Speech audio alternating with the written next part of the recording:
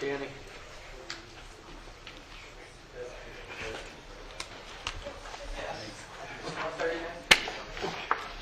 Somewhere in the world. Before you get that hand working.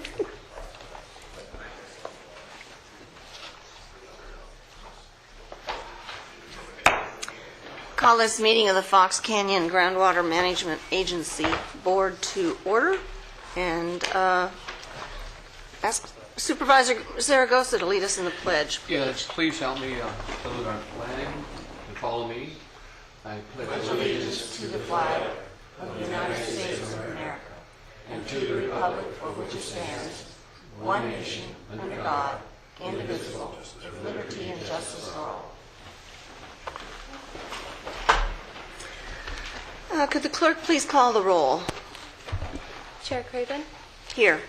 Director Name, Here. Director Zaragoza, here. Director Kelly, Here. Director Borchi. Here. Agenda review. Is there anything to be removed or changed? No change. Public comments. This is the time the board hears from members of the public on items that are not on the agenda but are within our jurisdiction.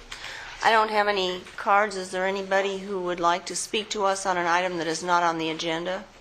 Seeing no one come forward, we will move on to board members' comments.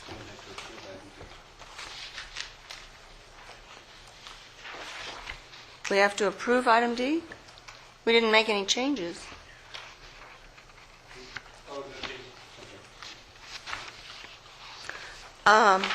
Board member comments.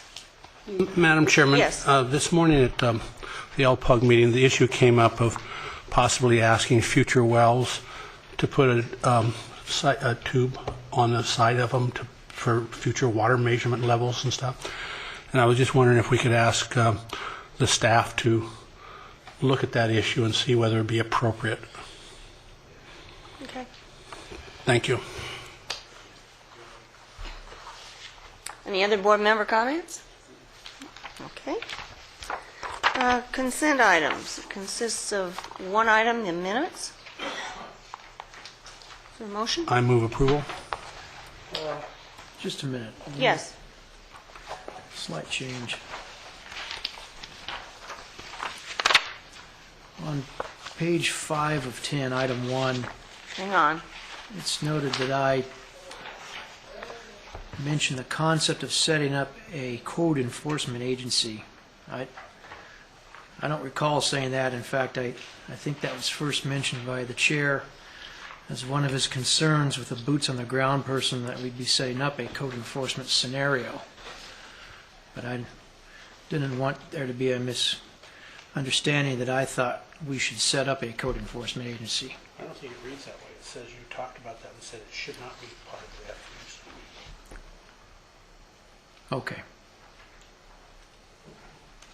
Well, anyway. It says, however, he was noted, he being you, was not sure that the Fox Canyon GMA should be that agency. Okay. Well, that's close enough, but I've stated my concern anyway that that was not my intention. Okay. I stand by my motion. Is there a second? Second. Okay, there's a motion and a second to approve the minutes. All in favor? Aye. Any opposition?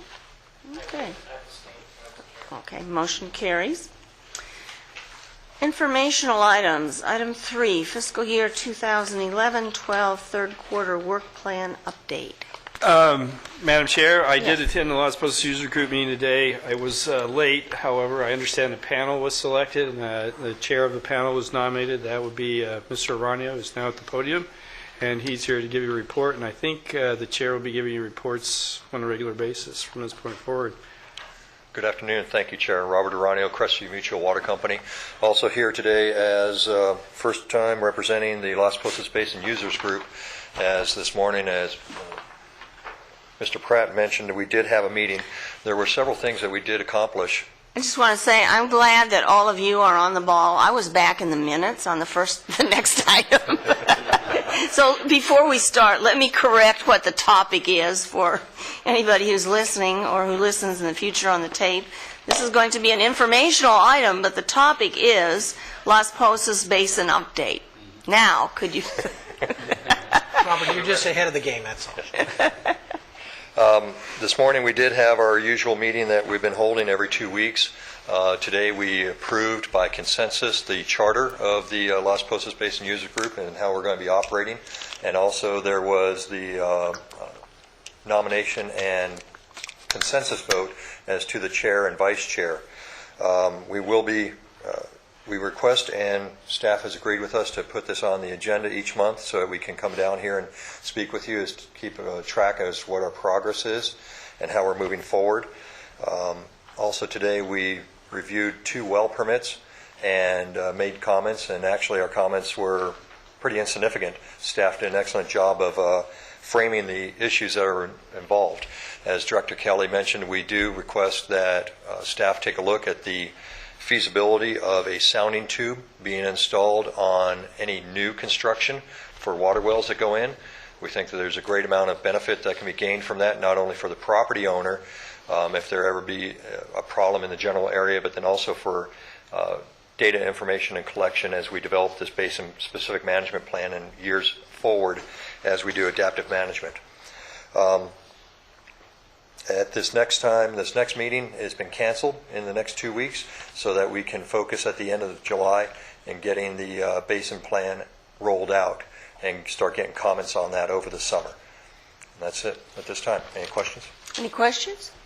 No, well done. Thank you. Have a good day. Great.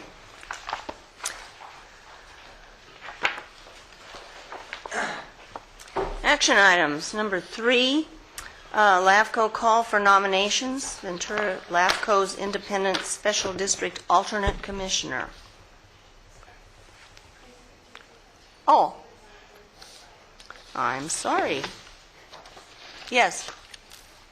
Chair Craven, board members, members of the public, for the record, Gerhard Hubner, Deputy Director, Watershed Protection District. I'll be presenting this item number 3. This is a request by LAFCO for an alternate member or nomination. I have a presentation, and I would hope that this would advance, but this is not advancing. There we go. All right. So they are seeking nominations for the following, which is to replace the alternate member. Bruce Dandy is advancing back. It will become the designated one, replacing Elaine Friedman. Mr. Dandy becomes a regular board member starting for a 4-year term on January 1st, 2013. Next slide, please.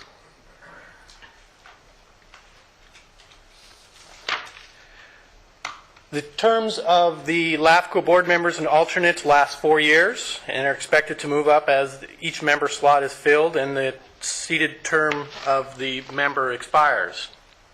We submit a list of nominees from the various special districts. There's additional information that's provided as part of item 3B in your packet. Next slide. As a first step in the process, your board may or may not, in the past you've declined not to submit a nomination, but you can designate one seating GMA board member to fill this vacancy. The nomination must be done by resolution. We've attached that resolution as part of this item, and we need to submit that by certified mail this Friday. As part of that, a nominee must submit as well their qualification statement or resume. Next slide. So our recommendation today is, if you choose to select a nominee, if anyone is interested, that you adopt resolution number 2012-4 today and direct that nominee to submit a resume or candidate statement directly to LAFCO. Okay, before I'd I be happy to ask, answer any questions. are there any questions? Before I ask for nominations, I'm going to ask if there's any interest. No, thank you. Do I take that there will not be nominations? We got to do somebody that's not here. Chairman Mulhart makes an ideal comment. No, Charlotte, I think we'll pass. I think so. Okay, I think we have our answer in that one. All right.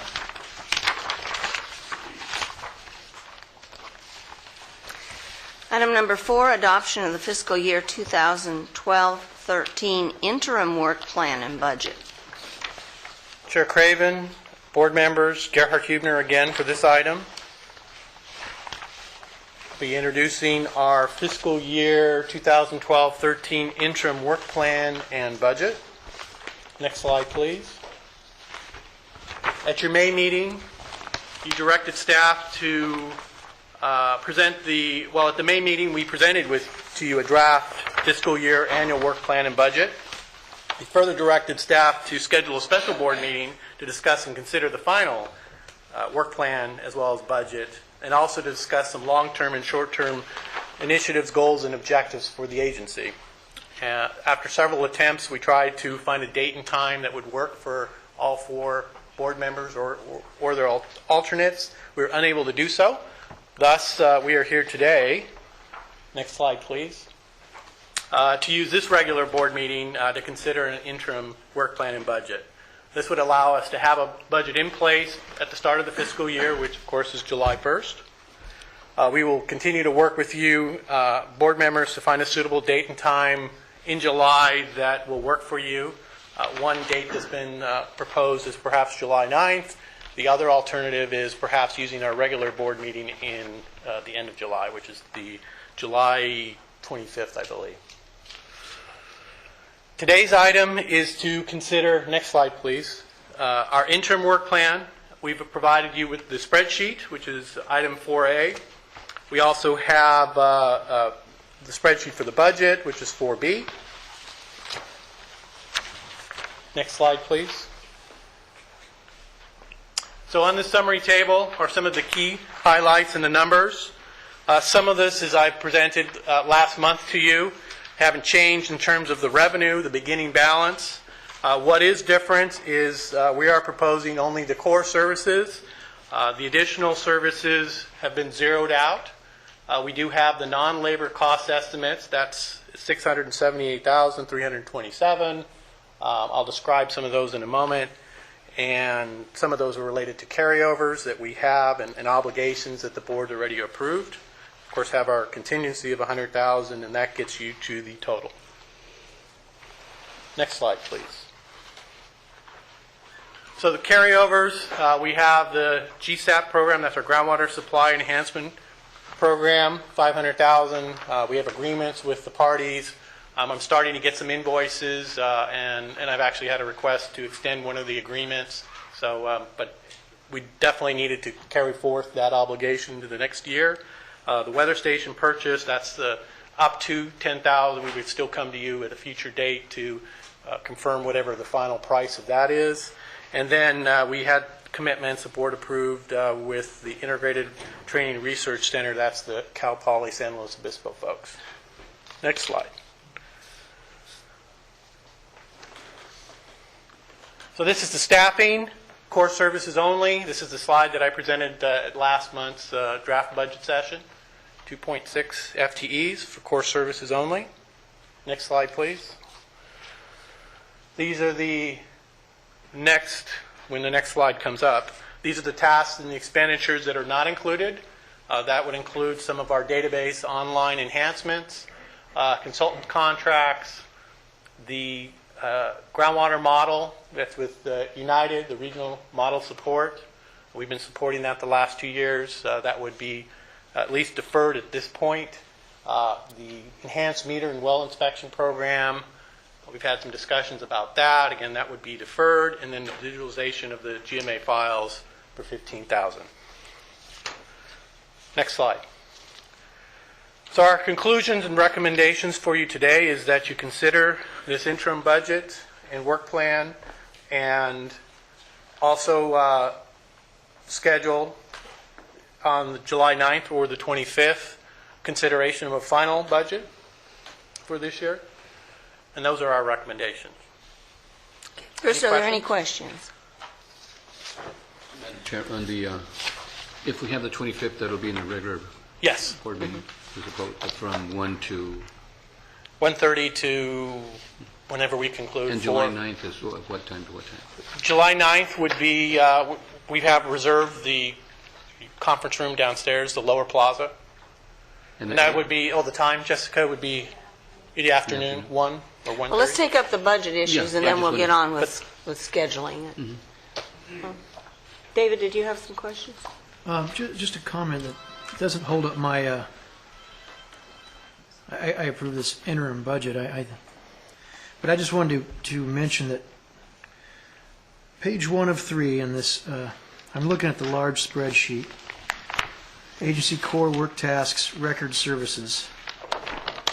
Item number 2, ongoing rollout of the new GMA online software.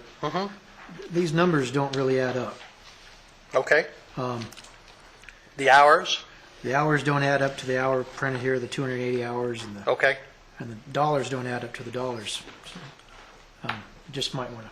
Yeah, Check we'll that out. we'll definitely double check that. It's the whatever the number times 100 would equal the dollar value. So we'll have to double check the number of hours. Thanks for catching that. Anything else? Comments or questions? None? Okay, so we're talking about an interim budget with interim work plan tasks, and this will carry us forward until we adopt the final budget for the upcoming fiscal year. Okay, with that, I'll make a motion to adopt the interim work plan in place. It's before us today with the understanding we'll be coming back in July for fine-tuning the numbers and projects. I'll second that motion. There's a motion and a second. Is there discussion? Okay, all in favor? Aye. Any opposition?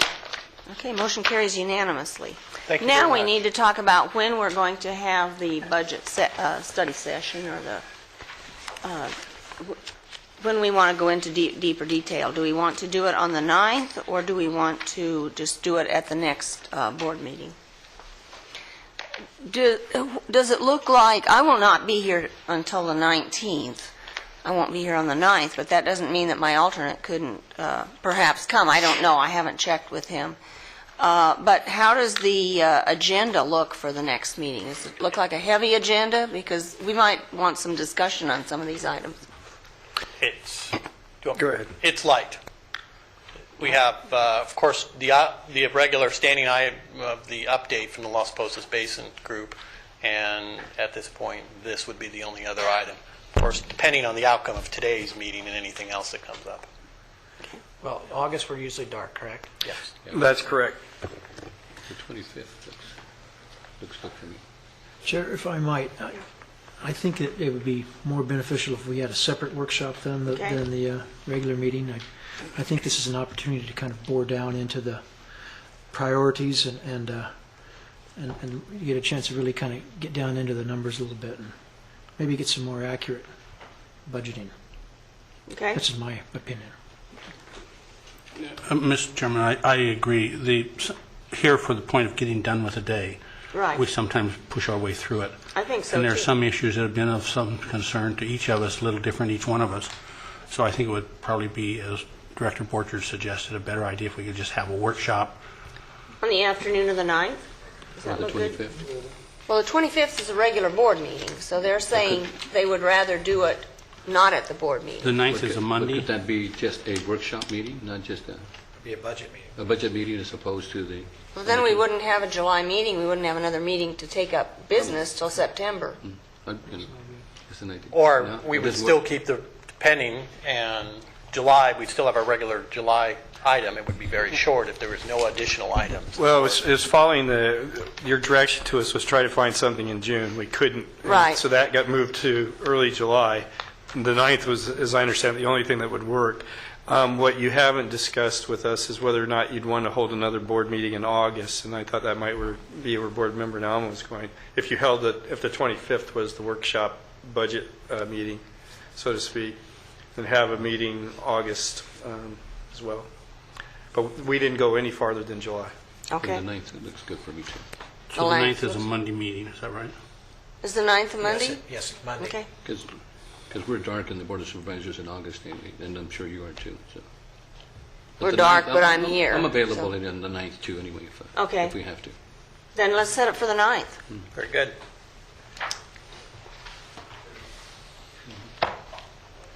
And that would be at the 1:30 time? 1:30 time in the lower plaza of the city, downstairs from here. Okay. My alternate is Neil Andrews. Could you notify him as soon as, fairly soon about the date, so perhaps he can come? I think it's good for alternates to learn about our budget and our work plan and everything else about us. Okay. Number 5, Las Posas User Group comments on well permit applications.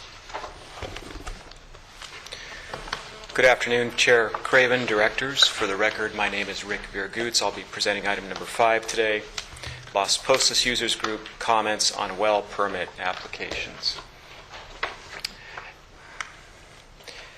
And Dr. Kelly, one of the items in this presentation will speak to the issue about the piezometers. Thank you. You're welcome. Okay.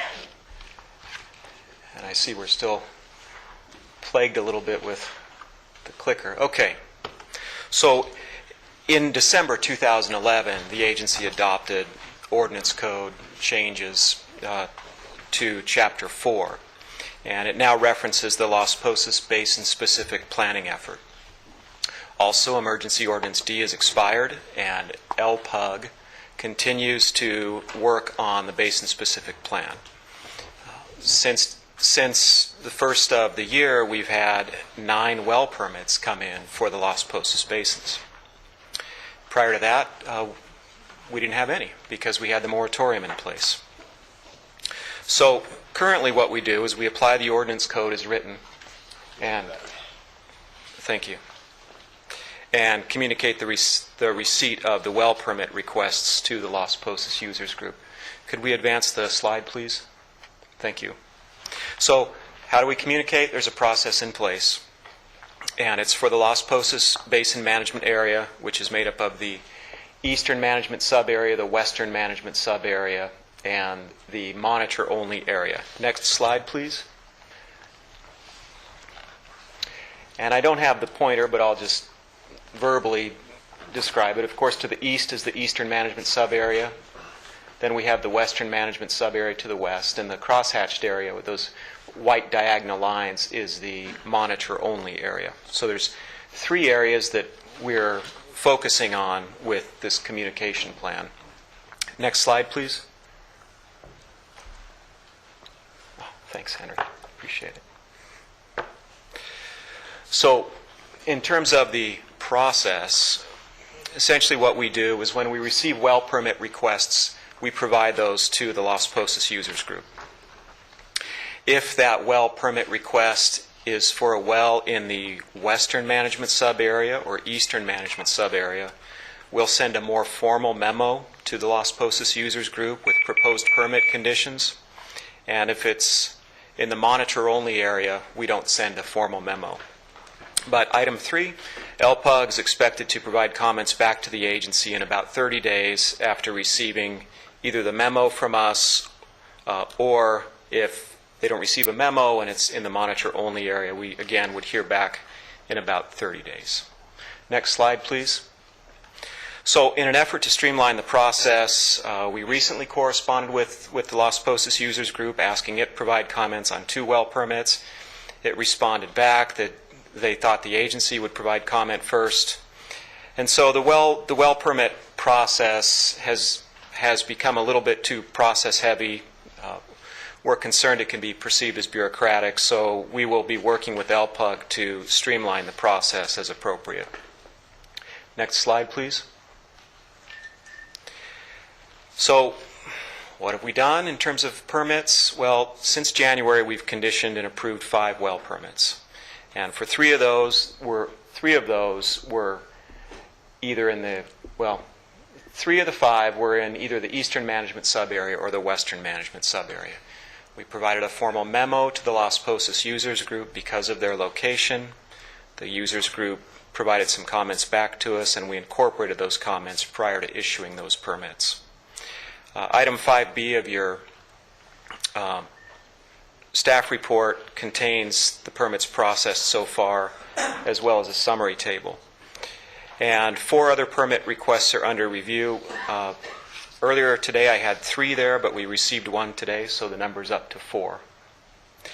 So as a result of these recent review opportunities, LPUG provided a memo dated April 11th, 2012 to us. I wanted to discuss with your board some of the comments and get your board's direction with these. That memo includes 3 global well permit comments and 2 miscellaneous comments. And it includes a recommendation that the agency not limit groundwater extractions to the values proposed by the applicant, but the applicant be allocated up to 4 acre-feet per acre. So I'll just walk through it. The first global comment had to do with requiring a minimum 1.5-inch diameter sounding tube, and also require that the well owner provide access for GMA or its designee.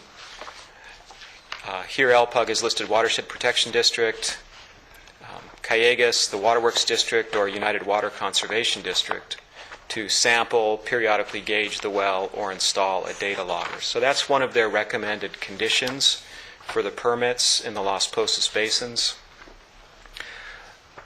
Next slide, thank you. The ordinance code provides the executive officer authority to set permit conditions, providing they're consistent with the ordinance code. Sometimes, and this has happened recently, well owners object to any requirement for guaranteed access to a well, arguing the agency must clearly demonstrate why it's necessary. Obviously, the GMA is not the owner of these wells. We believe that LPUG should articulate the specific monitoring need at these wells and recommend the frequency, duration, and type of monitoring. And that we would also like some clarification about what would happen if these sounding tubes become damaged or inoperable, as sometimes happens during well maintenance work, or other things can happen. And so even though this condition looks to be data-driven, there are some potential issues if that access isn't available or if the sounding tube gets damaged. And we wouldn't want the... We'd just like a little more certainty that the well owner knows what their responsibility is for this monitoring. Next slide, please. Thank you. The installation of the sounding tube is probably not a large capital cost, but it could represent ongoing, potentially substantial cumulative costs for the well owners and operators as they make arrangements for site access or well operation. It's not entirely clear. Right now, the recommendation regarding access permission is fairly open-ended. Next slide. Regarding designees conducting the monitoring, some other questions on that. If they enter the property as part of the GMA well permit requirement, the GMA would expect that data would be made available to the agency and also the well owner or operator. But importantly, who would the designee take direction from? Does the GMA indemnify the designee? So again, certainty needs to be provided to the well owner or operator. It creates somewhat of a need for additional agency hours to log in data, monitor compliance with the requirement, interface with the applicant. We don't know exactly how much staff time that'll take. We're seeking your board's direction on this, and this is timely. You may have heard Mr. Aranio mention today that they considered 2 well permit requests for Tom Staben. Today, one is in the Western Management Subarea, one is in the Eastern Management Subarea. So we're preparing to issue that well permit, but we'd like to get a little bit clarification. Do we require that 1.5-inch diameter piezometer and the access at this stage, or is it something that we need to flesh out a little bit more? May I interrupt at this point, Rick? I was at the meeting. The applicant did not have a problem with, this particular applicant didn't have a problem with these requirements, either the access or the installation of the sounding tube. Just for your board's consideration, they were asked that question, they responded positively. But we need general direction as well as specific direction on this issue from your board. I think, Jeff, what became obvious in our discussion is that on the initial well, a new well, which Sabins will be, that sounding tube needs to be welded to the outside of the casing, not hooked to the column, because that's where the zone has lost one already on the way down. And so by doing it as the well is being drilled, then that's a one-time deal. Okay.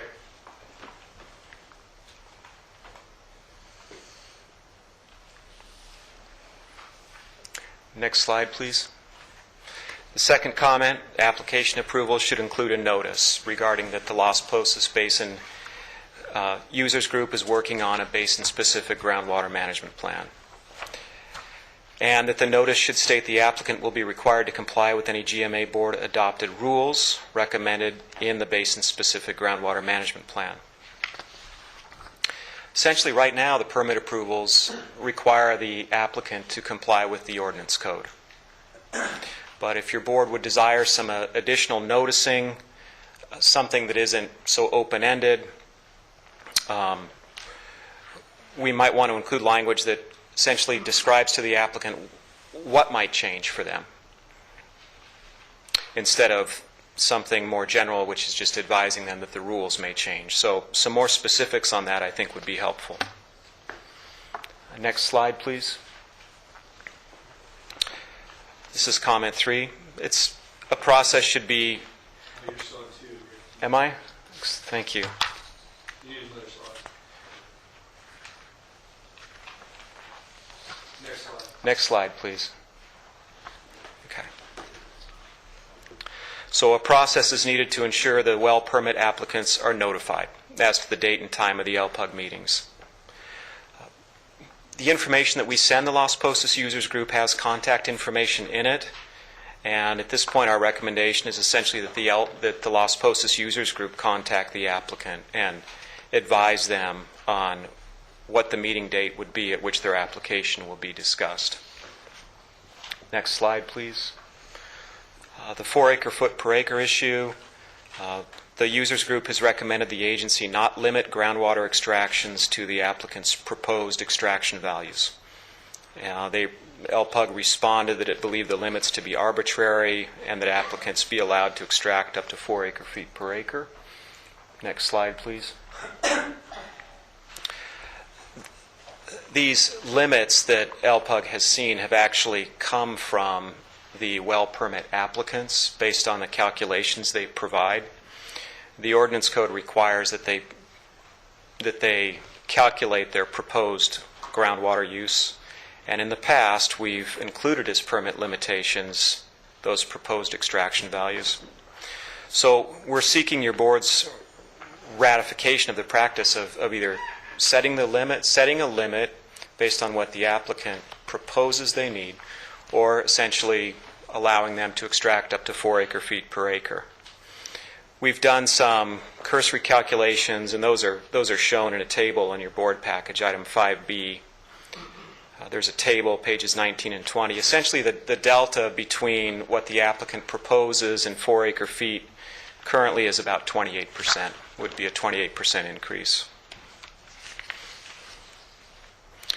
Next slide, please. Okay. Very good. Miscellaneous comments. So we're moving from recommendations to miscellaneous comments now. The 4 acre-feet per acre per year cap in the ordinance code isn't clear as to who supplies the groundwater or where it originates, what basin it comes from. If an operator exceeds 4 acre-feet per acre, the ordinance code now requires an analysis of the groundwater component of that 4 acre-feet per acre. LPUG's comment believes that GMA staff should collect additional information as needed to determine if the cap on groundwater use was exceeded. Section 4.6 was added to the ordinance code as part of LPUG's recommendations for ordinance code revisions. And in this case, the result is that additional reporting requirements have been created in certain instances, but exactly how those reporting requirements are going to work still needs to be worked out.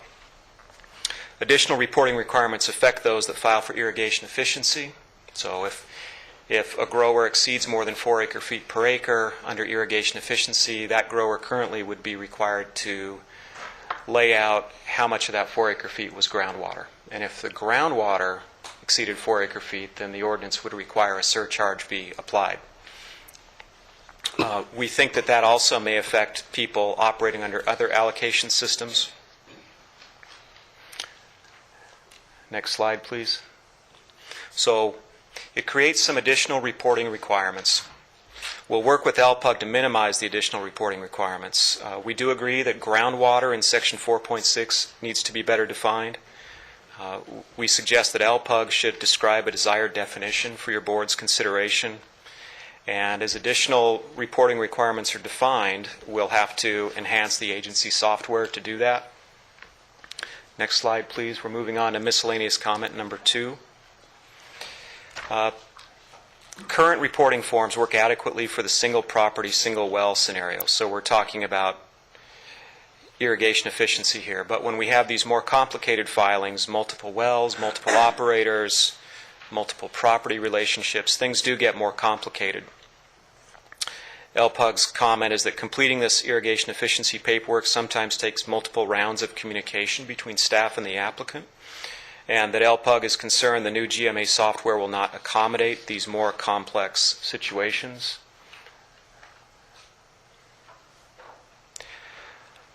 The agency allows water companies to file essentially for these composite irrigation efficiency allocations.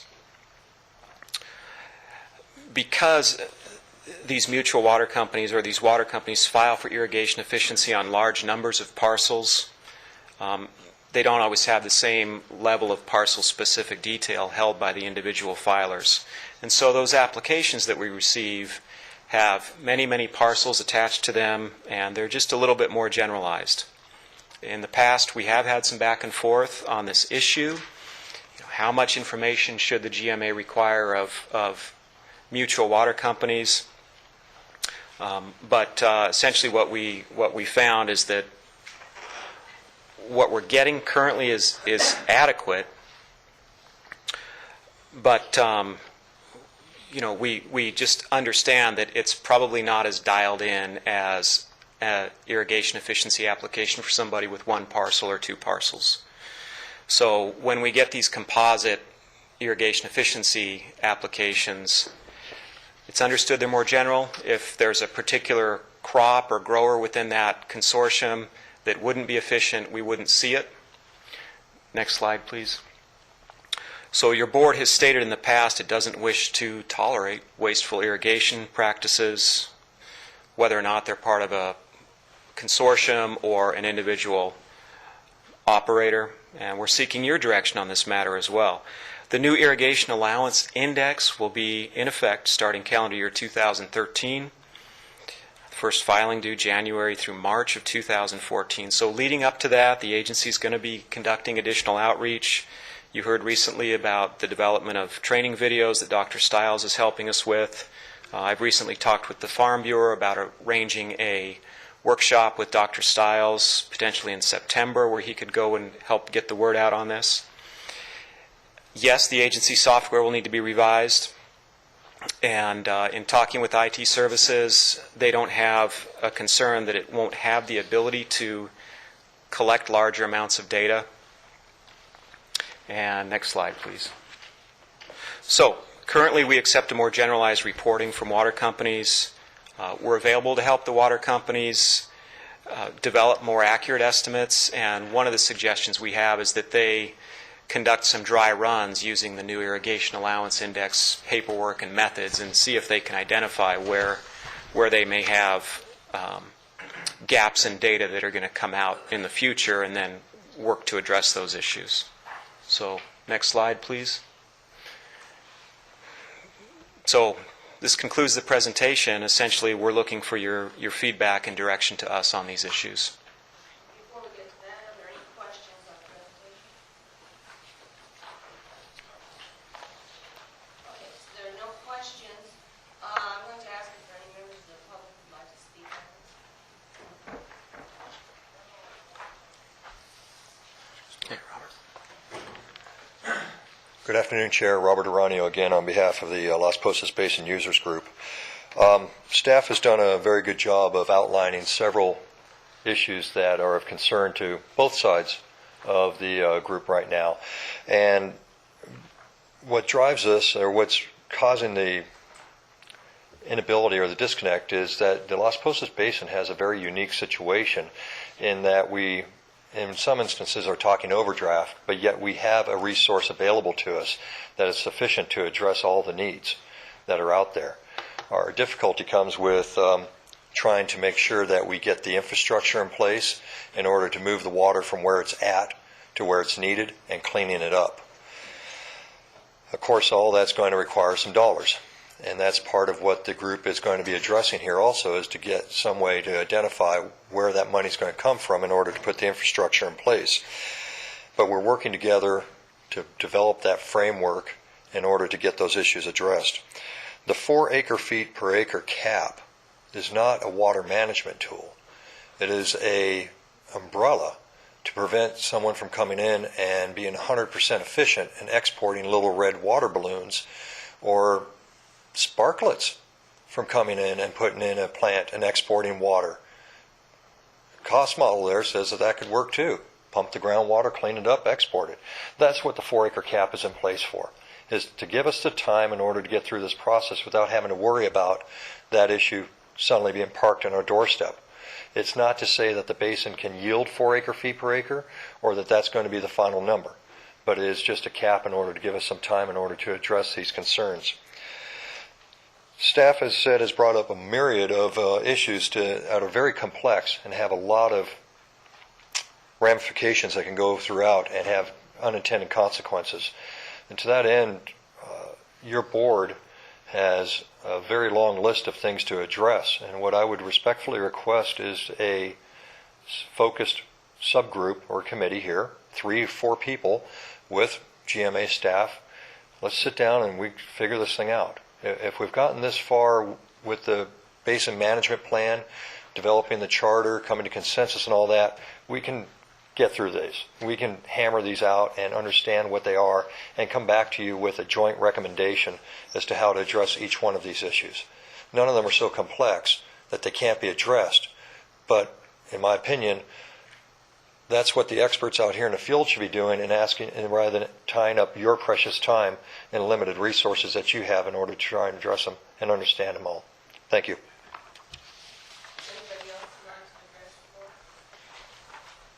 Sorry. Is there anyone else who'd like to address the board? Okay. We have gone through questions. We are being asked for direction, and we've been asked to send it off to a committee by the users group. So,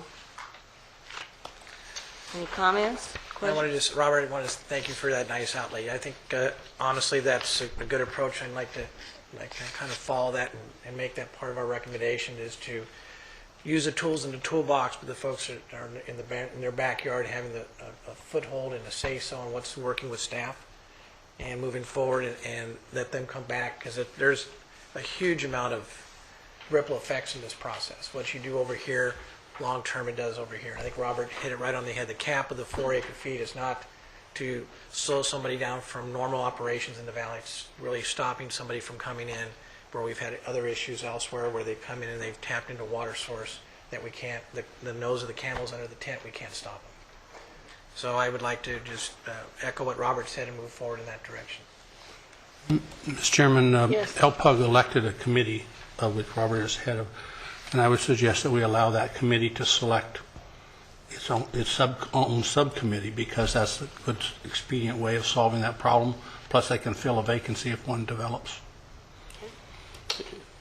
So you're, in essence, seconding what I think was a motion down here. I concur as well with what Dan said. And the composition of the committee would be who? Clearly, I think it needs to have some staff participation as well as the LPUG. Well, the LPUG committee would meet with staff. Correct. So there you have the 2 of them. They have the 2 of That them. would be the committee, yeah. Jeff, does that work all right for you folks?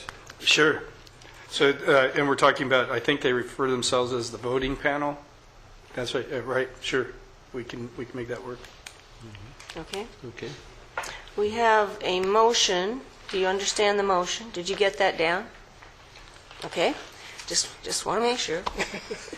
We've had comments on the minutes, and the last few meetings, so I want to make sure we have the motion correct.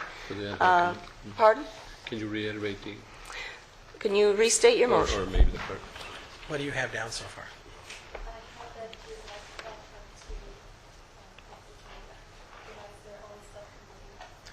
Working with Fox Canyon staff and reporting back to us on the progress of these steps. Here it goes. Great. Okay? And that's what you understood as the second. I'll second that as a Okay? There's a motion and a second. Is there further discussion on the item? Yeah, Robert, is that clearly stated, or do you want it listed some? All right. Good. Okay. All in favor? Aye. Aye. Any opposition? Motion carries unanimously. Thank you. Okay, let me get all this stuff moved over.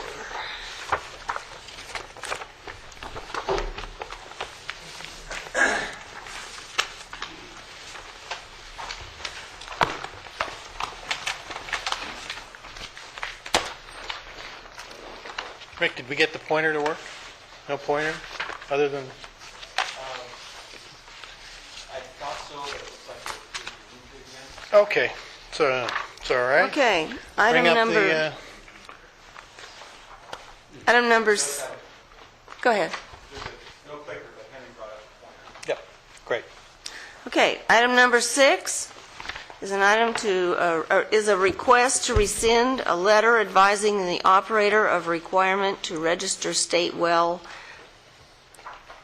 numbered 03N20W24C.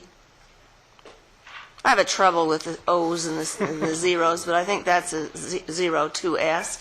And 03N20W24G01S, as required by the Fox Canyon Groundwater Management Agency Ordinance Code at Ortega Properties on northern portion of East Las Posas Basin. Could we have the staff report, please?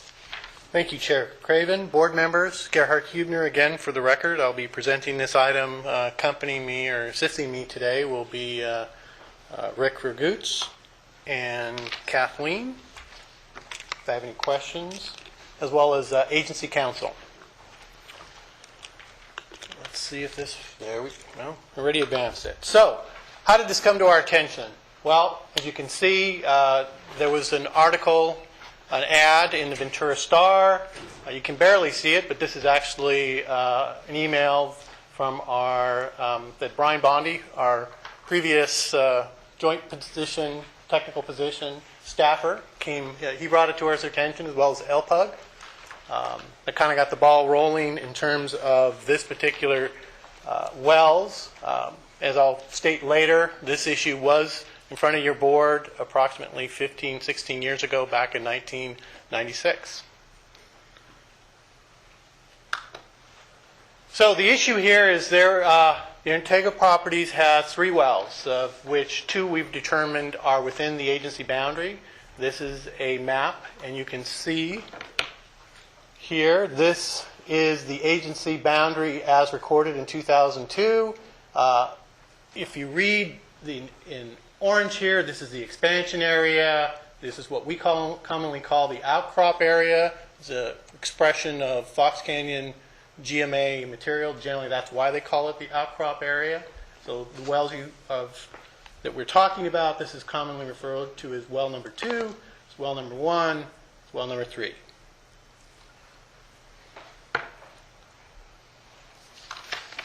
So, in June of last year, June 13th in particular, the executive officer notified Ms. Ortega by letter that she was required to register the 2 wells that are located within the GMA, report the extractions, pay extraction fees, and comply with other applicable requirements of our ordinance code.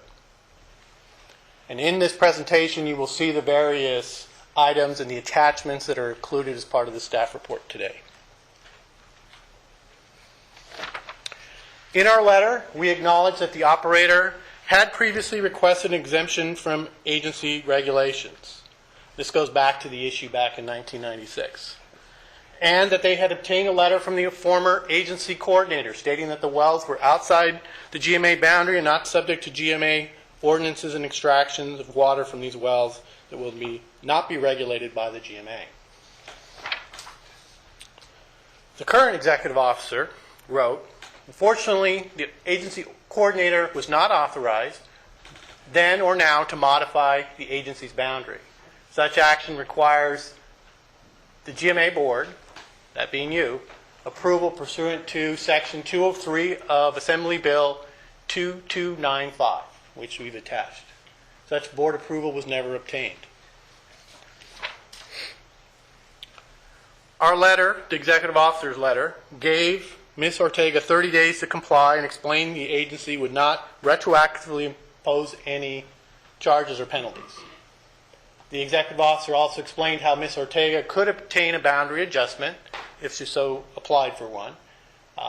Ms.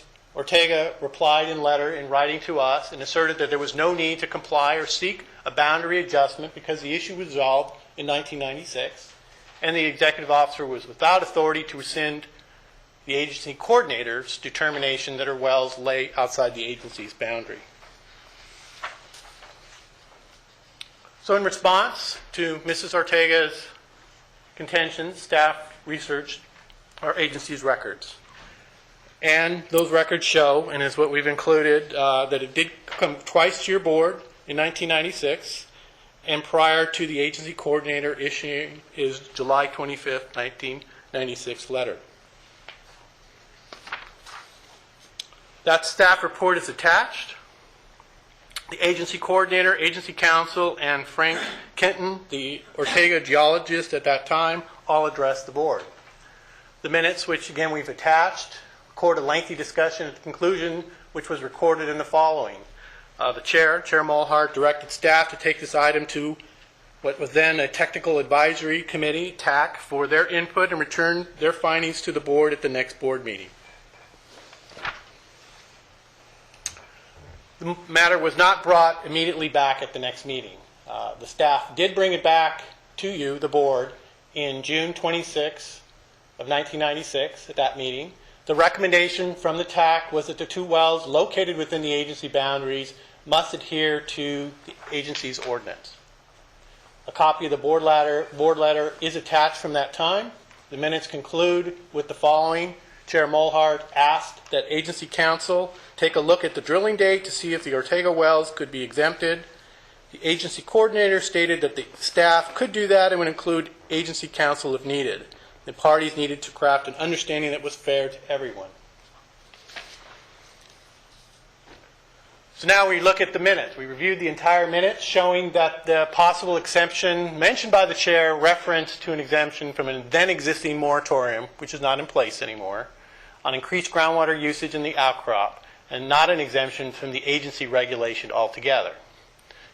In any event, the matter never returned to the board. No authorization was given to the agency coordinator to determine that the Ortega wells were outside the agency boundary. And per Article 2 of the enabling legislation of the board, a boundary adjustment could only be made by the board following a noticed public hearing. And per this article, as I mentioned, this could only be made at a noticed public hearing, and no such hearing ever took place. So this portion of the presentation, the conclusions are Ms. Ortega, the operator, has yet to register her wells, report extraction, pay extraction fees, or report the installation of a flow meter. The relevant questions for today in this item is, did the board grant authority to the agency coordinator in 1996 to determine whether or not the operator's wells are subject to the agency's regulation? And our conclusion is, the reply is no. The board did not grant that approval. Any such delegation would have been inconsistent with the enabling legislation, which was AB 995. We looked at the Assembly Bill 2995, which again was attached to this item. Multiple references are included in the enabling legislation about preserving, planning, managing, controlling, and regulating extraction and use of groundwater resources within the territory of the agencies. And these are the specific articles and provisions that we saw. and it includes the territory of the agencies established by the boundary map adopted by the agency. And if there's any question about did the board adopt an agency boundary, well, there isn't. You did adopt, the Board of Supervisors actually did this December 21st, 1982. It was recorded shortly thereafter in 83. Your board acted again on a boundary map in 1991. And again in 1996, August 5th, agency map was updated and recorded at the county recorder's office. And in 2002, again, the boundary and the map were adopted and legally recorded in conjunction with Ordinance 8.0. And this, again, is just sort of, this is just Section 203 of the Assembly Bill. And you look at the type in red that the board may adjust the agency boundary in the same manner as how it was established per the section as you can read. I won't go through all the language there, but it's clear.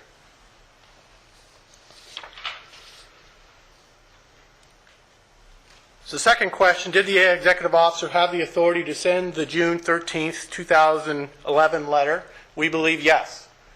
The executive officer is delegated and responsible for administering the agency's administrative code, which includes notifying operators of the need for compliance with the code requirements, including well registration, reporting, and any meter requirements, including calibration.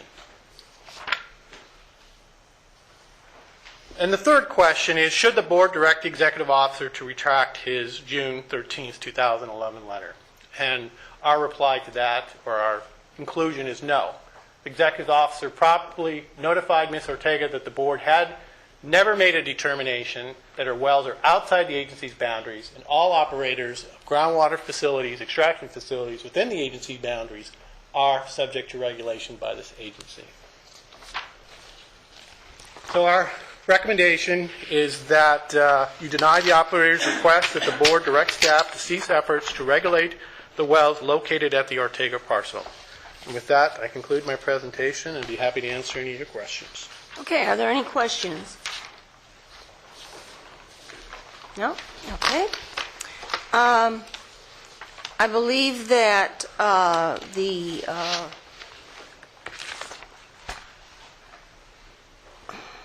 looking, the person who's made the request or a representative would like to make a presentation? Thank you.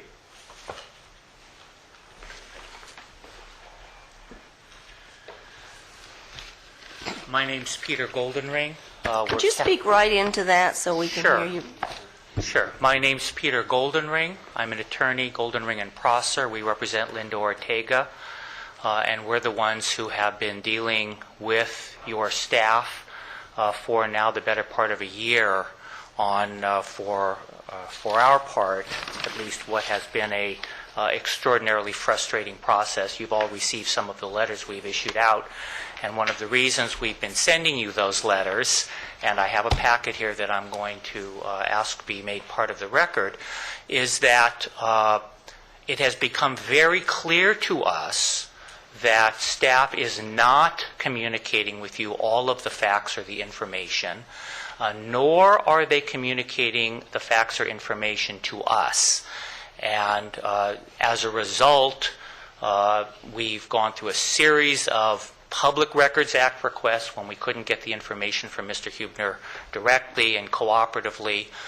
We've had a series of changes of theory, which I'll discuss, that have not been documented or provided to us. Now, I want to be clear with you, because what I'm going to talk about, at least from our part, since we view this board to have a policy of trying to work with people in its world, people under its jurisdiction or asserted under its jurisdiction, and being fair. And when I read all of the transcripts, and I have the transcripts of the meetings that Mr. Huebner talked to you about, the one thing that's very clear is this board consistently says Staff needs to be fair and transparent and cooperative so that everybody knows what's going on. And I've never had an issue with Mr. Pratt around that, who has been very candid and direct with me. But we have had issues with underlying staff that have resulted, as you know from looking at your agenda, the need for us to file a Public Records Act litigation because of what has transpired around this. So with that being said,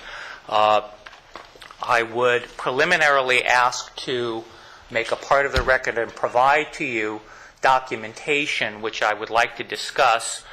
And this includes our direct written request to staff that as part of today, they provide you this information so that you would have had an opportunity to look at it, to read it, so that you would be prepared to have some understanding of what we were doing. And at Council's request, we actually made copies of the information that we were asking to be included by staff in its dissemination to you folks and provided it to staff. But for whatever reason, the staff failed to do that and declined to provide you the underlying material. So with that, with your permission, Madam Chair, I'd like to be able to disseminate that information to you folks and then walk you through at least what we see the issues to be. Okay.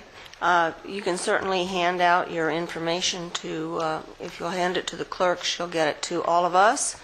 I have a stack of things that have been provided to me, not all at once, but as time has gone along, because all of your information, or at least some of it, came to us at different times. And I'm assuming that other board members, I see that Dr. Kelly has a stack of things, and other Yes, board and members. I apologize for that, but that was it was born out of a sense of frustration from repeated requests, and I would go so far as to say that in my conversations with Council, he said, make a copy of the stuff you want staff to include, make it easy. I did that, and it Okay. still didn't find its way to you folks Okay. in connection with this. I'm going to ask you to keep your basic presentation to 30 minutes so that we'll have time to discuss and ask you questions. Sure. And Madam Chair, can I ask a question? My question to County Council is this going to result in a legal matter later on that we're going to have to discuss? Or do we respond to the attorney? Or Not his request. are you just going to make a presentation to us? Or? Well, the sole issue before your board is, as reflected in the staff report, whether the letter that the executive officer sent last year should be retracted.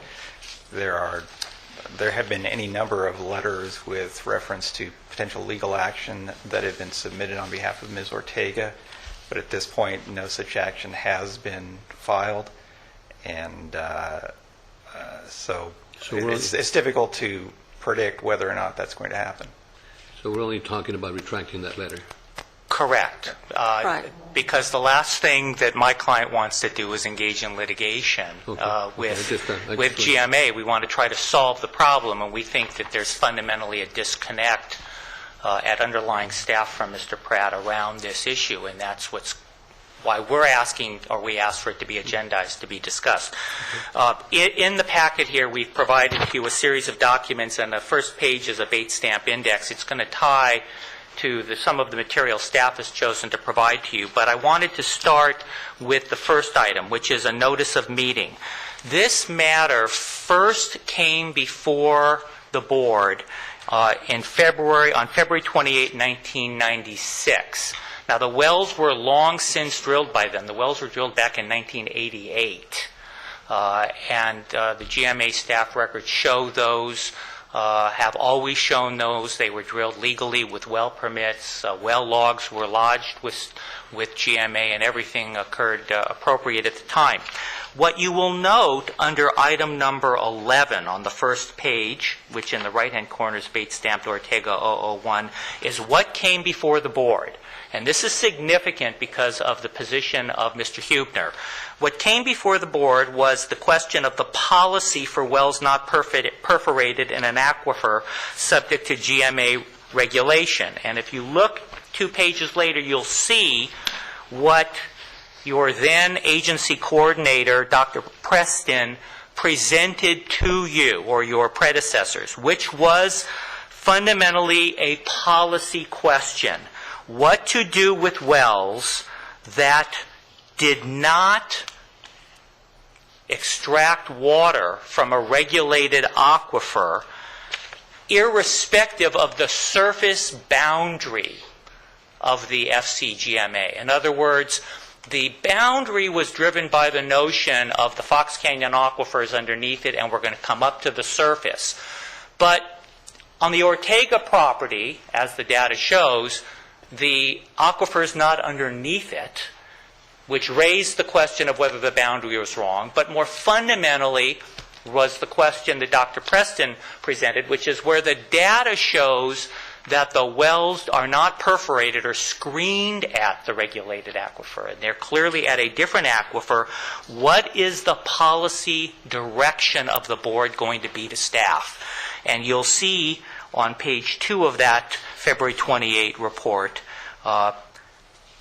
what the policy decisions requested are. And this is important because the fundamental presentation you just heard from Mr. Huebner is that the agency director, Dr. Preston, didn't have authority to write the letter. But he did. He did legally, and I'm happy to cite the legal authorities for you.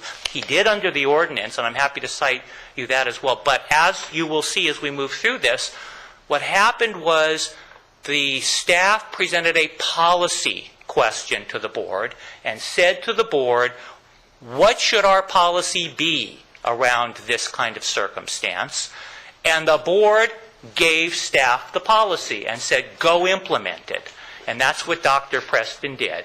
And so now the question is, can staff disavow that policy implementation by its predecessor staff under the direction of the board? The answer legally is no, but more fundamentally from a fairness point of view, it should not be the case. Now, I don't see in minutes where this... Now, the minutes, I tried not to duplicate, Madam Chairman, so the minutes for that session you will find in your staff's presentation at,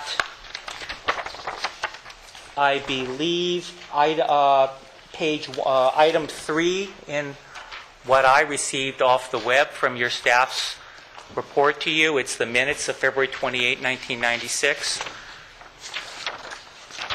That's listed as item 6I, page... I show it as 6G on bottom right-hand corner of mine, minutes of Feb 28, Okay. 96. You're right, 6G. Okay. Yeah, I was trying not to create duplication. Now, I will tell you also in the context of this conversation that we asked for and we obtained the tapes of the conversation and board determinations that took place. And in the various letters I've sent, which are part of this packet and which you've received, we quote from the board in its directions and findings and determinations. And I have repeatedly asked staff, do you disagree with our transcription? Because obviously that's a fundamental question. Is there a disconnect in terms of what was said, irrespective of what may or may not be in the summary minutes? And I'm given to understand that staff's never even bothered to listen to the tapes, certainly not to transcribe them. And I'm not aware of any disagreement by staff with what we have cited to you, because that's important. Because when you read the minutes, when you read the transcript, if you go that far, what you'll find is a very clear articulation of the policy issue as Dr. Preston presented to the board. And if I might quote briefly from Chairman Mulhart, okay, what's being asked of the board today is to come up with a policy decision. And if we follow the policy I've outlined, if you're outside, completely outside, and there's no connection to the aquifers, you're not regulated. That's a no. The gray area is a yes, unless it can be demonstrated that you move out of the gray and into a solid yes or no. And what that's about is whether you're pulling from a regulated aquifer or not. And that's important in this case because all of the technical data is that the Ortega 2 wells are not pulling from a regulated aquifer unless this board now is going to issue a policy decision that it regulates every single source of water to the center of the But on earth. February 28th, they didn't make that policy determination. No, what happens on February 28th is the following. I'm going to ask Lowell that the comfort level of the tech committee take a look at this and follow the logic that we've talked about here at the board. And then Chairman Mulhart, and I can go through this, says, first, if the well is physically outside the boundary, it's not regulated. That's well number one, which is not part of your discussion because there are 3 Ortega wells. Second, if it's pulling from a aquifer that you regulate, then you regulate it. And if it's not pulling from an aquifer that you regulate, in this case the Fox Canyon, that it's then exempted and grandfathered in terms of any prospective regulation down the road. That's what's in the actual discussion, Madam Chair, and I have the transcribed minutes. But what's important... But they sent it off to a committee, was the point I was making. They did Correct. not make a decision at that. Well, they made a policy decision. Again, remember, if you go back to what was presented to the board, which is the February 28, 1996 letter of Dr. Preston and the notice of the meeting, the agenda, the board was asked to state the policy. And the board stated the policy for the 3 specific wells. And For the I don't committee. see where there was a meeting, a vote taken on that. It went to the committee but didn't It come back. says they sent it to the Technical Advisory Committee. The board articulated the policy and referred it to staff and the Technical Advisory Committee to figure out how the 3 wells fell within that policy decision. That's what the transcript shows. But bear with me because it goes, it doesn't end there. What happens then is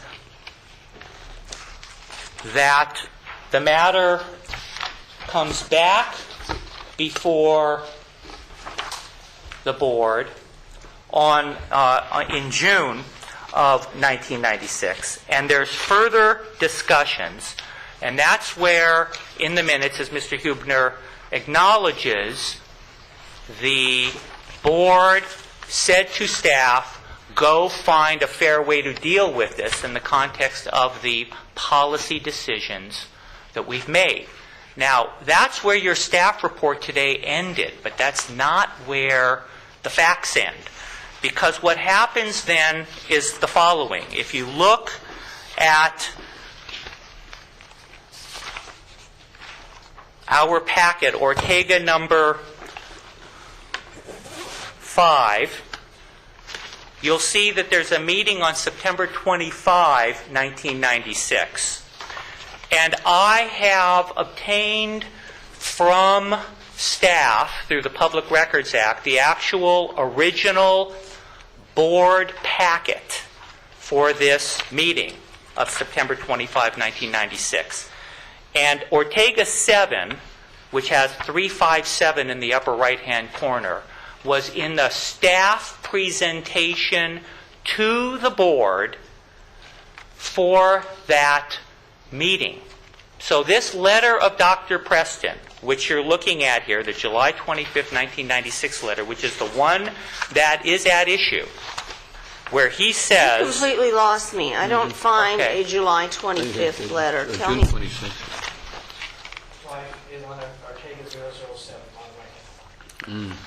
Okay, this is, Madam Chair, this is the letter that staff is I seeking... found it. I'm sorry. No worries. This is the Lowell Preston letter.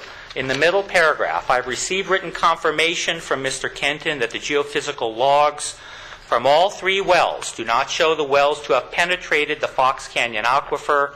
Consequently, the wells do not overlie the Fox Canyon aquifer, nor do the wells fall within a vertical projection of the Fox Canyon aquifer on the surface. Therefore, these wells are outside of the GMA boundary and not subject to the GMA ordinances, and the extraction of waters will not be regulated by the GMA. Now, What's important is what was left out of Mr. Huebner's presentation. My client, so you understand, at this stage was in litigation with Balcom Bixby because Balcom Bixby was not going to deliver water because she was outside or inside of GMA, and there was a whole conflict that happened. And there's a long board meeting that happens that we've transcribed where all these issues are discussed. And then what happens is in September 25, the packet comes back to you folks, or the then members of the board, and in that packet is Dr. Preston's letter of July 25, 1996, where he confirms the staff determination under the policy of the board. He attaches, as part of the packet that goes to the board, the Frank Kenton attachment, which is Ortega 9. So the suggestion by staff that predecessor executive officer of GMA was in left field or acting on his own or a loose cannon is inaccurate, because what happened legally is he came to the board for a policy direction. He was directed to go back and work with the tech committee and staff, look at the well logs, make the determinations, ultimately directed to go craft something that was fair based upon that policy. And then it did come back before the board. It came back in the agenda packet that the GMA records show for the September meeting with the underlying data. So the board was never in the dark. And the suggestion, and I guess we can litigate it if it becomes to that, but that's not what my client wants, is that clearly the board set the policy. Your executive director at the time, Dr. Preston, did the analysis, met with the tech committee, did all the underlying review, made the staff determination, much like Mr. Pratt makes well determinations all day long, and then provided that information back to the board. Now, based upon that, my client settles a lawsuit because now they have water. They don't need to worry about dealing with a water supplier.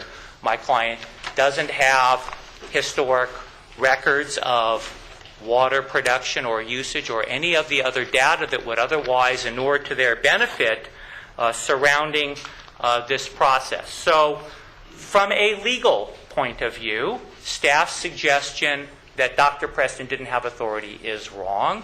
It also falls under a California Supreme Court authority, which I'm happy to provide, which makes clear that when an executive agent, in this case the executive director of a public agency, acts with ostensible authority, the agency is bound, because the agency has to deal with the members of the public fairly, and the members of the public are entitled to rely on what the agency's executive officer does. In this case, there's no suggestion that the agency officer didn't act appropriately or legally, and indeed quite the contrary. Now, that being said, what is important for you to understand in our frustration is the following. The first thing, when this first bubbled up, the first thing we were told was that the minutes might be wrong. And Mr. Huebner was out talking to other members, old members of the board, to see if he could find recollections and other information to clarify the issue. Not transcribe the minutes, the meetings, or anything of that sort.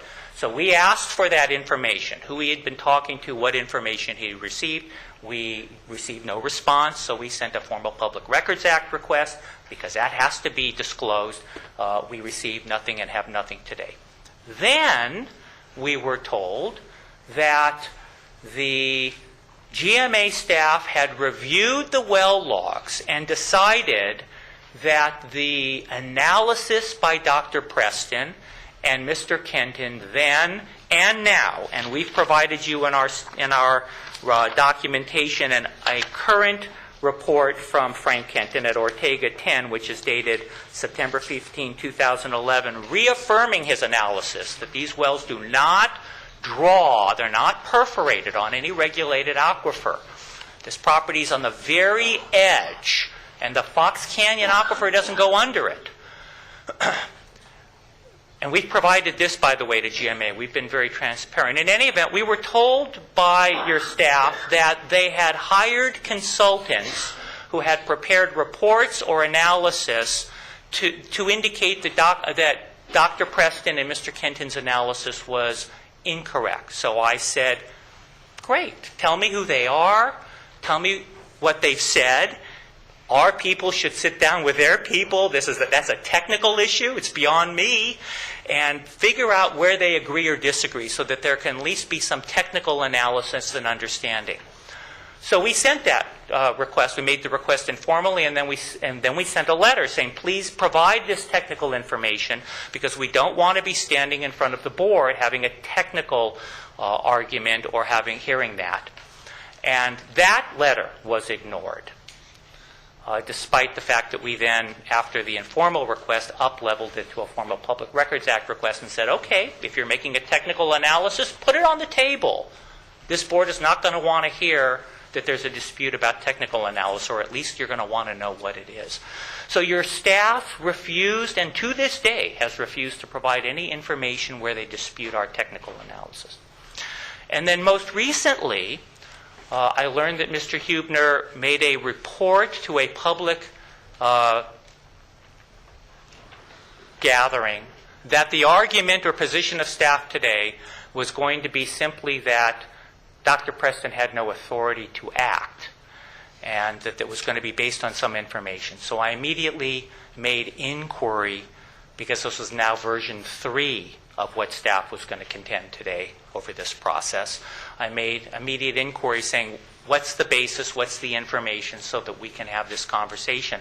That's been ignored, and worse, because what happened is Mr. Huebner called the person who told me about what happened at this public meeting and berated him for sharing this information. And I'm telling you this because we are extremely concerned. This is now going on a year, and my client's been trying to sell this property. She can't sell it. She's a widow. She needs to sell it.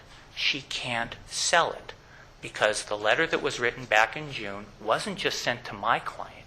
It was sent to realtors in the community. If you look at the Pratt letter in June of 2011, he sent it to the realtor community so that my client's property now has a big question mark over it. She can't sell her property while this remains unresolved. And we've been trying to resolve it now for a year.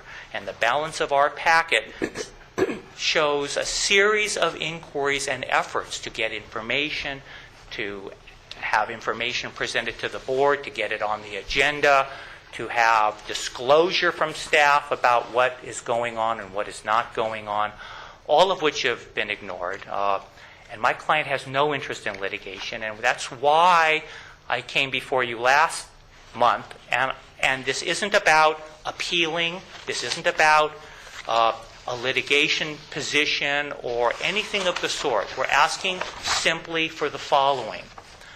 Your files show clearly and unequivocally a letter from your agency director back in July of 1996. So a lot of years ago. There's no secret about it. It's always been in our client's file. The documents are there. The well logs have always been there. The well permits have always been there. Our client has relied on this correspondence and this position now for a decade and a half or more. Her husband's passed away. She's trying to sell the property. And for a year, we've been unable to get this moving forward. And so we're asking that staff be directed to issue a retraction of the letter, which by executive officer signature is seeking to disavow an executive officer's determination, his predecessor. Now, if after that staff wants to deal with us on technical issues, if they want to argue about whether our clients' wells perforate the Fox Canyon aquifer or not, or such matters, then I suppose we'll have that conversation. But right now, we're between a rock and a hard place, because unless you order or instruct your staff to retract that letter, one agency director disavowing his predecessor's correspondence, unless that happens, we're in Never Never Land. And our only recourse ends up being either a conflict with you through a refusal to comply and an administrative fight that then escalates into the court, or we're forced into litigation in terms of inverse condemnation and all of those other sorts of things. And my client has no interest in that. None whatsoever. These are the only wells that we're aware of that are in this unique circumstance.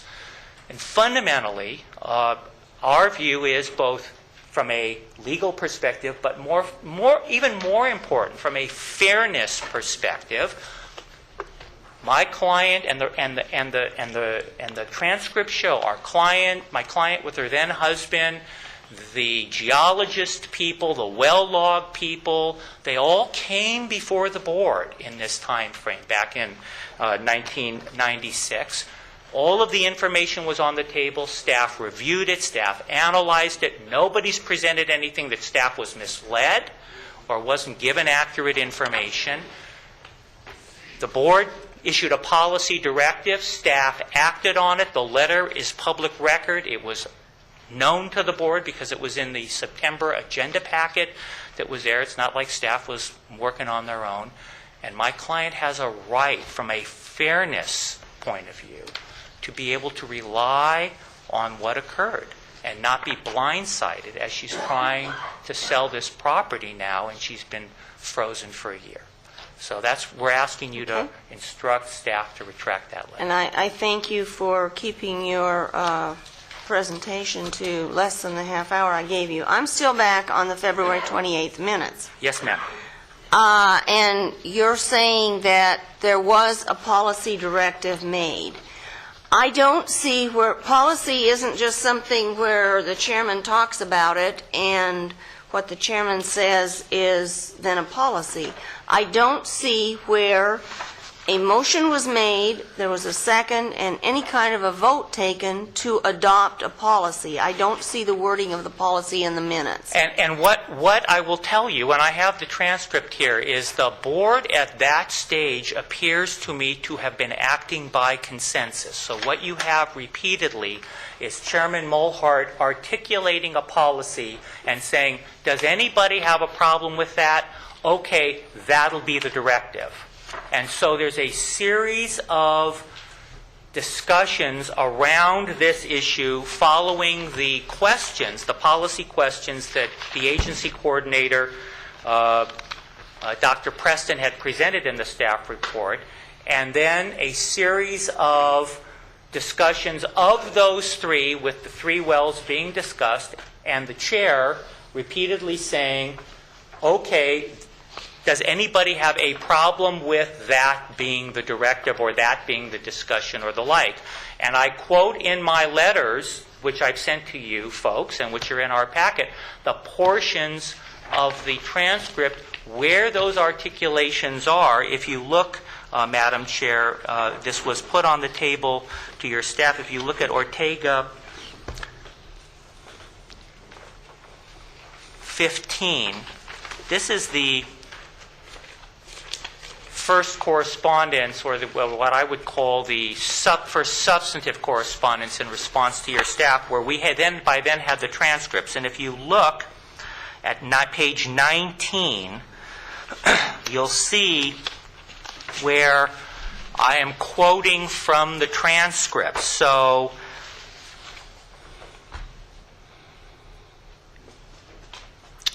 the chairman is going through this. So in the first section, we have three questions before us as I understand it. If a well is outside the boundaries of GMA, is it subject to GMA ordinance? And in a nutshell, is that the first question? There's some colloquy back and forth. Then your chairman says, that seems fairly clear. My answer would be no. Is that consistent, Tony, referring to county council? Any board member have a problem with a no answer on that one? And what the tape says is nobody says there's an objection. And then the chairman says, I'm sure the well owner's happy with that. Take it off the table. That's how, Madam Chair, the board operated then through each of the questions, and we've cited in this correspondence the portions of the transcript where the chair goes through each of the policy questions that they're being asked to address, and there's this discussion. Madam Chair, maybe asking counsel, can you go ahead and make policy just by that type of discussion without a vote or a motion to And without stating what stating, exactly the policy is. what the policy is?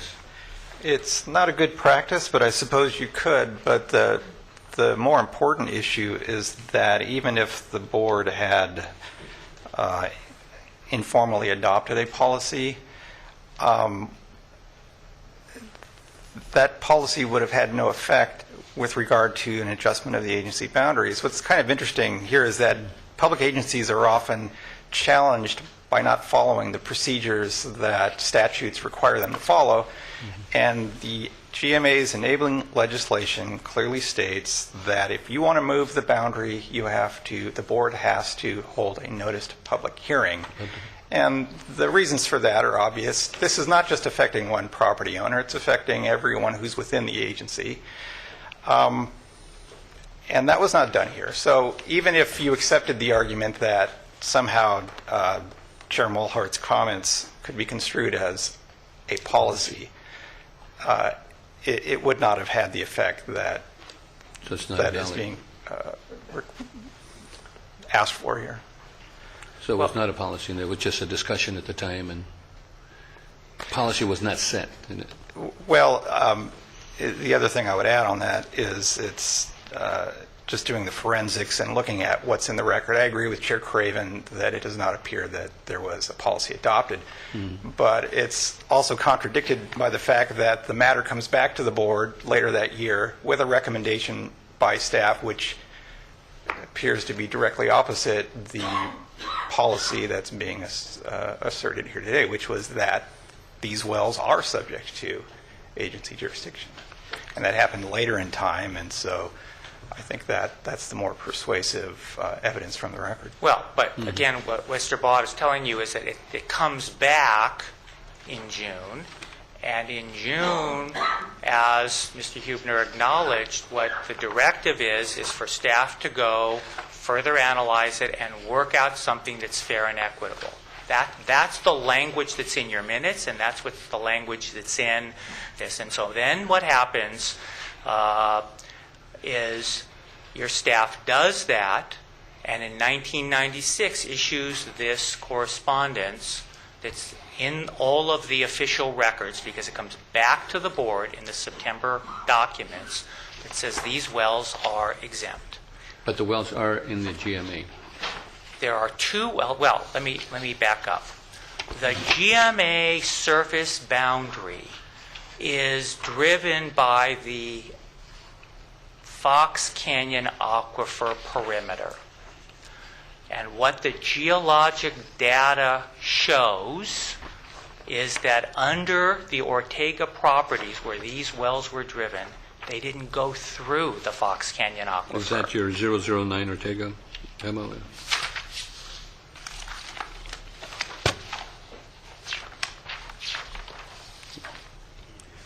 Yes.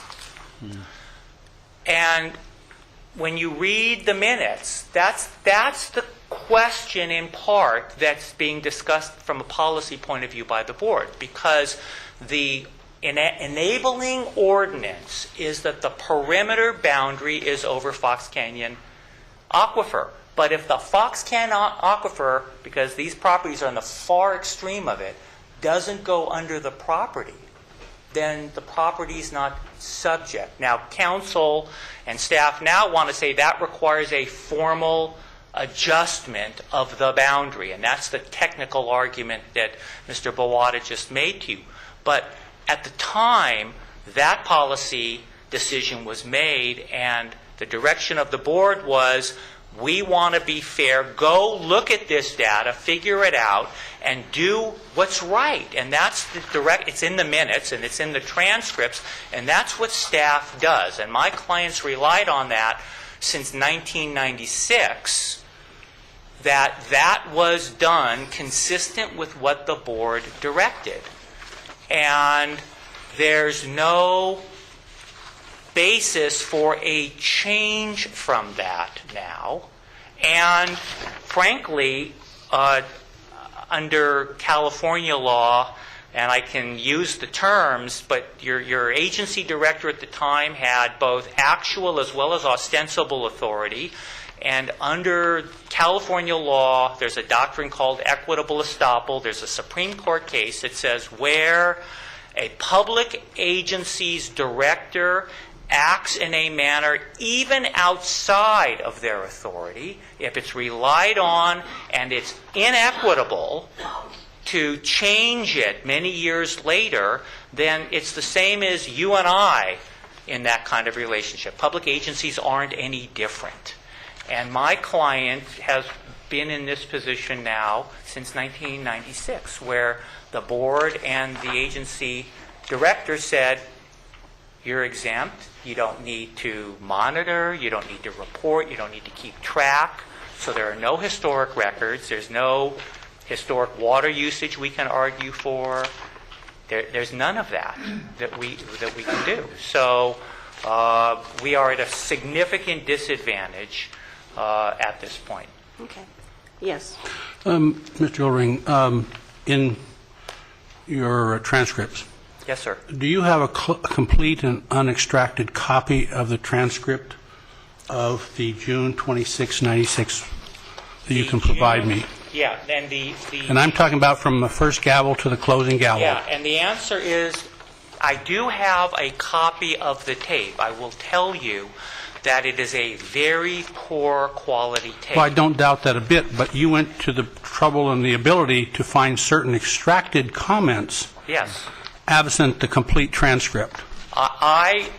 We transcribed everything we could from that. I didn't transcribe, for example, staff presentation on the issue or the attorney's arguments. There was an attorney there and the like.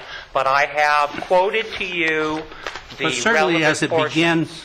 item 9 until it completely finished item 9 and maybe other comments, I'm talking about the item number count on the June 6, 96 meeting. Yes. Okay. And the copy of that provided by staff to us in our booklet comes to the same conclusion you stated, and that is a rather indistinct direction that people should go forth and seek an honest end. I'm looking to see what other casual comments might have been made contemporaneously with that discussion.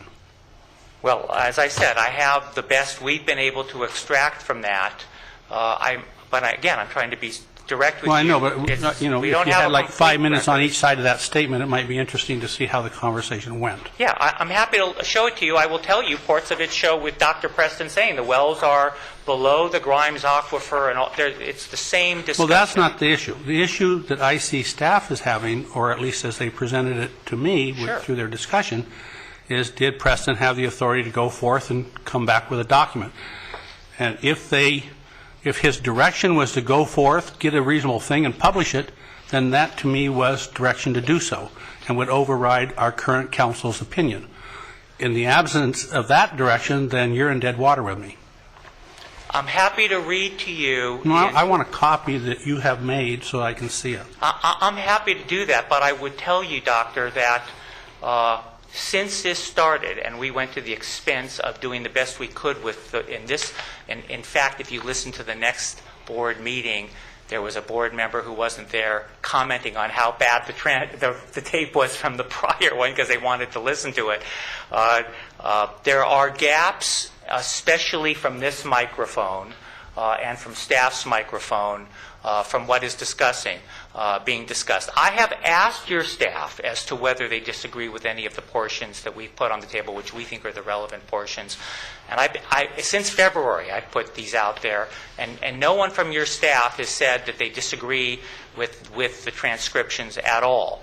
But for your benefit, I have a portion of it, and for what it's worth, if you'll let me, this is what the end of there's a long colloquy and discussion about the lawsuit, and that the Ortegas are going to dismiss the lawsuit with the Bixby folks if we can get these wells exempted. There's a whole, which I don't, from a lawyer's point of view, is interesting. I don't know that it's particularly edifying. Unfortunately, Chairman Malhart has had a lifelong history of conducting business in a like manner, and I'm just wanting to hear how the discussion went. I got it. And this is what the final portion says. Okay, what you need to do is review that ordinance with council to make sure that the criteria, if that's what it takes, then that's what it takes. If that doesn't work, then I think the board's direction to staff is to see if we can craft some kind of understanding that is fair to everybody. And I think, at least from my standpoint, I don't want to get in a position to have some member 5 or 6 years down the road not be able to come back and regulate when we find out some additional information that you're part of a bunch of different systems. And that statement you're making right now was involved in the statement which is consolidated to say Malhart asked Waters to take a look at the drilling data? Well, no, that's elsewhere, but that's the final directive to staff, because the conversation... So the final directive failed to get in the minutes? No. Well, I can only tell. I can't tell you how your minutes were. Are you talking about February 28th or July? No, this is the June 26th. June 26th. June 26th is either the do or die day. And this is the issue, Doctor. The discussion that was occurring, and it's not really in your minutes, is are the aquifers that the Ortega wells are in, are they interrelated? Are they branches of the Fox, or are they standalone, independent? And so that was the concern that was being discussed at the time. Because if they're interrelated, then they're interrelated. I'm not a geologist. I'm not even going to try to attempt to understand that. All I'm telling you is, my opinion is, what did Chairman Malhart and the board instruct Dr. Preston to do? Because I know I was in that era. Many of my friends were associated with this, and it was contrary to what Al says might be right. It was a loosely run situation.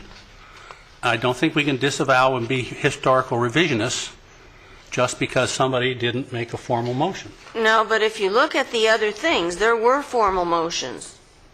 Look at item number 11, item number 12. Exactly. There were formal motions. Well, that's because at that time Sam McIntyre was on there making motions, and so Sam's a much more disciplined person. We're talking about items number 11, 12, and 13, and this is item number 9, so it isn't like it happened that much later. No, also, if you go back to the February one, and while you were talking, I was searching through these, the other ones had maybe not formal motions, but formal directions by Chairman Malhart. Right. This one doesn't. I do not know from this June 26th meeting whether Mr. Malhart and the rest of the board wanted Mr. Waters to take a look at the drilling data and then bring something back to the board, or go and do your thing. Well, because the sentence comes there, the parties involved need to craft an understanding. That is fair to everyone, Yeah. and it would seem to me then bring it back to the board, since it's originating at the board. But it's also, 30 days later, Preston publishes his letter. And you're quite correct. It's not that he just publishes it, but the letter with the underlying GEO report is in the agenda packet to the board for the September meeting. And that's in the GMA records, because I asked for all of those agenda packets, so I know it went back to the board. And if I can directly respond to your concerns, Madam Chair, from my point of view, and from a fairness point of view, and I think from a legal point of view, frankly, where the agency director acts as we see here, and it's not hidden. This isn't, nobody knew about it. It was sitting in the records of the agency. It's been sitting in my client's file at the agency with the well logs and everything else for almost 2 decades. So it's not secret. It's not like my client came out of the woodwork with a letter that nobody knew about. Does staff, absent even your involvement, have the right to generate a letter retracting a long published position of the agency director on these wells? And I think not. But Okay. don't you think... Do we have any more questions for Mr. Golden? The one question that I have that kind Okay. of concerned me initially when you first made your Sure. presentation was that during the research, if I'm with you, was that Mr. Huber went and berated the individuals looking for information. Yes, That sir. concerns me. I've known Concerned me too. I've known him for quite a while, and it does not seem to be his behavior. Yeah, and I will tell you that I received that. Excuse me, I think that we That's need... me. Yeah. It's me, okay, right now. He didn't berate me. Okay. He wanted to know where the information came from. He Good. spoke at an AWA Water Issues Committee. I have dealings with Peter already. I've made no bones about it. He's my attorney. He has been for 15 years. Okay. Other issues, speaking with him, said, hey, this is what happened. This is what came out at an AWA Water-wise issue or Water Issues meeting. I guess staff got a letter back, and Gerhardt wanted to know where it came from. He gave me a phone call. I told him straight up, that's me.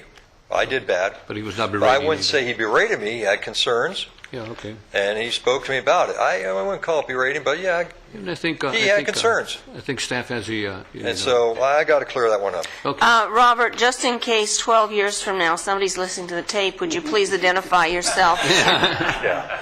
'Cause, Robert Aranio, Crestview Mutual Water Company. that Speaking as concerns an me. individual. And the other Okay. question, Madam Chair, that I have is apparently you mentioned too that all this information was given to realtors and et cetera and et cetera.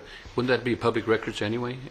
I'm sorry, say again. Initially, I think you also said that staff went and gave all this information to the realtors, to the brokers, and to... Yes, as a if you result look of at the letter But that- wouldn't it be public record anyway to give that information to the public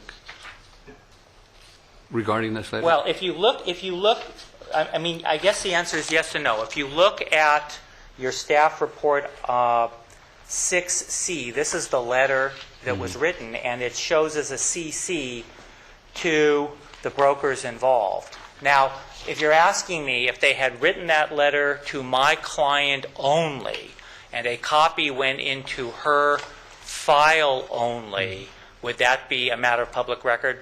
I think so. But if the property was if the property was listed, I'm assuming it was listed, wouldn't It that be was. part of the disclosure? Absolutely. No, there's no question And that... as a broker, I would like to want to know if there's any cloud in the title. Well, and more than that, my client would have an obligation. My client's not going to sell property with this hanging.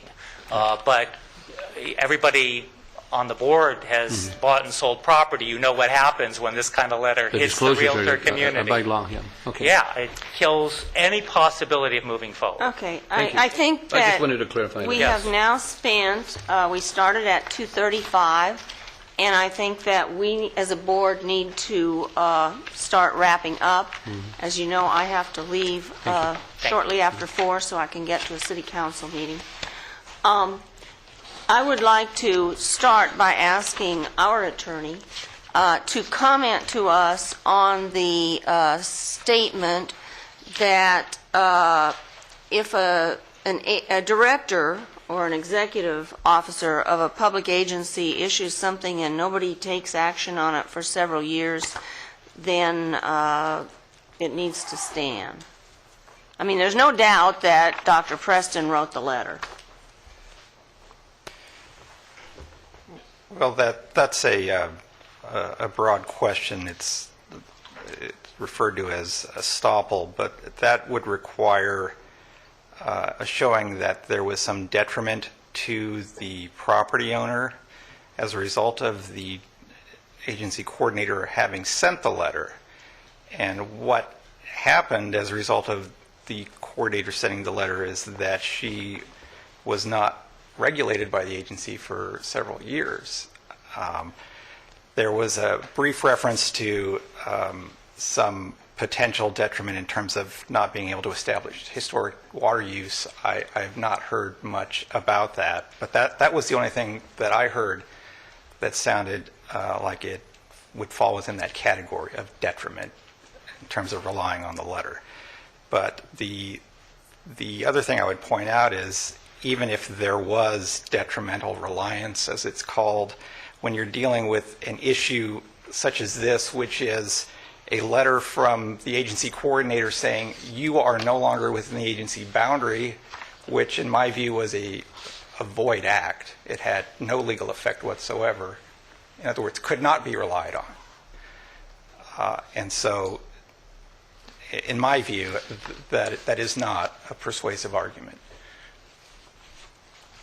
And I would add the fact that it was apparently that letter from Lowell Preston attached to the September 1996 board meeting was of no legal effect either. It was a void act. Merely attaching it to a board package would not make it anything else. Well, I suppose it would have been received and filed by the board if it was under the But there was no... the officers' or coordinators' report.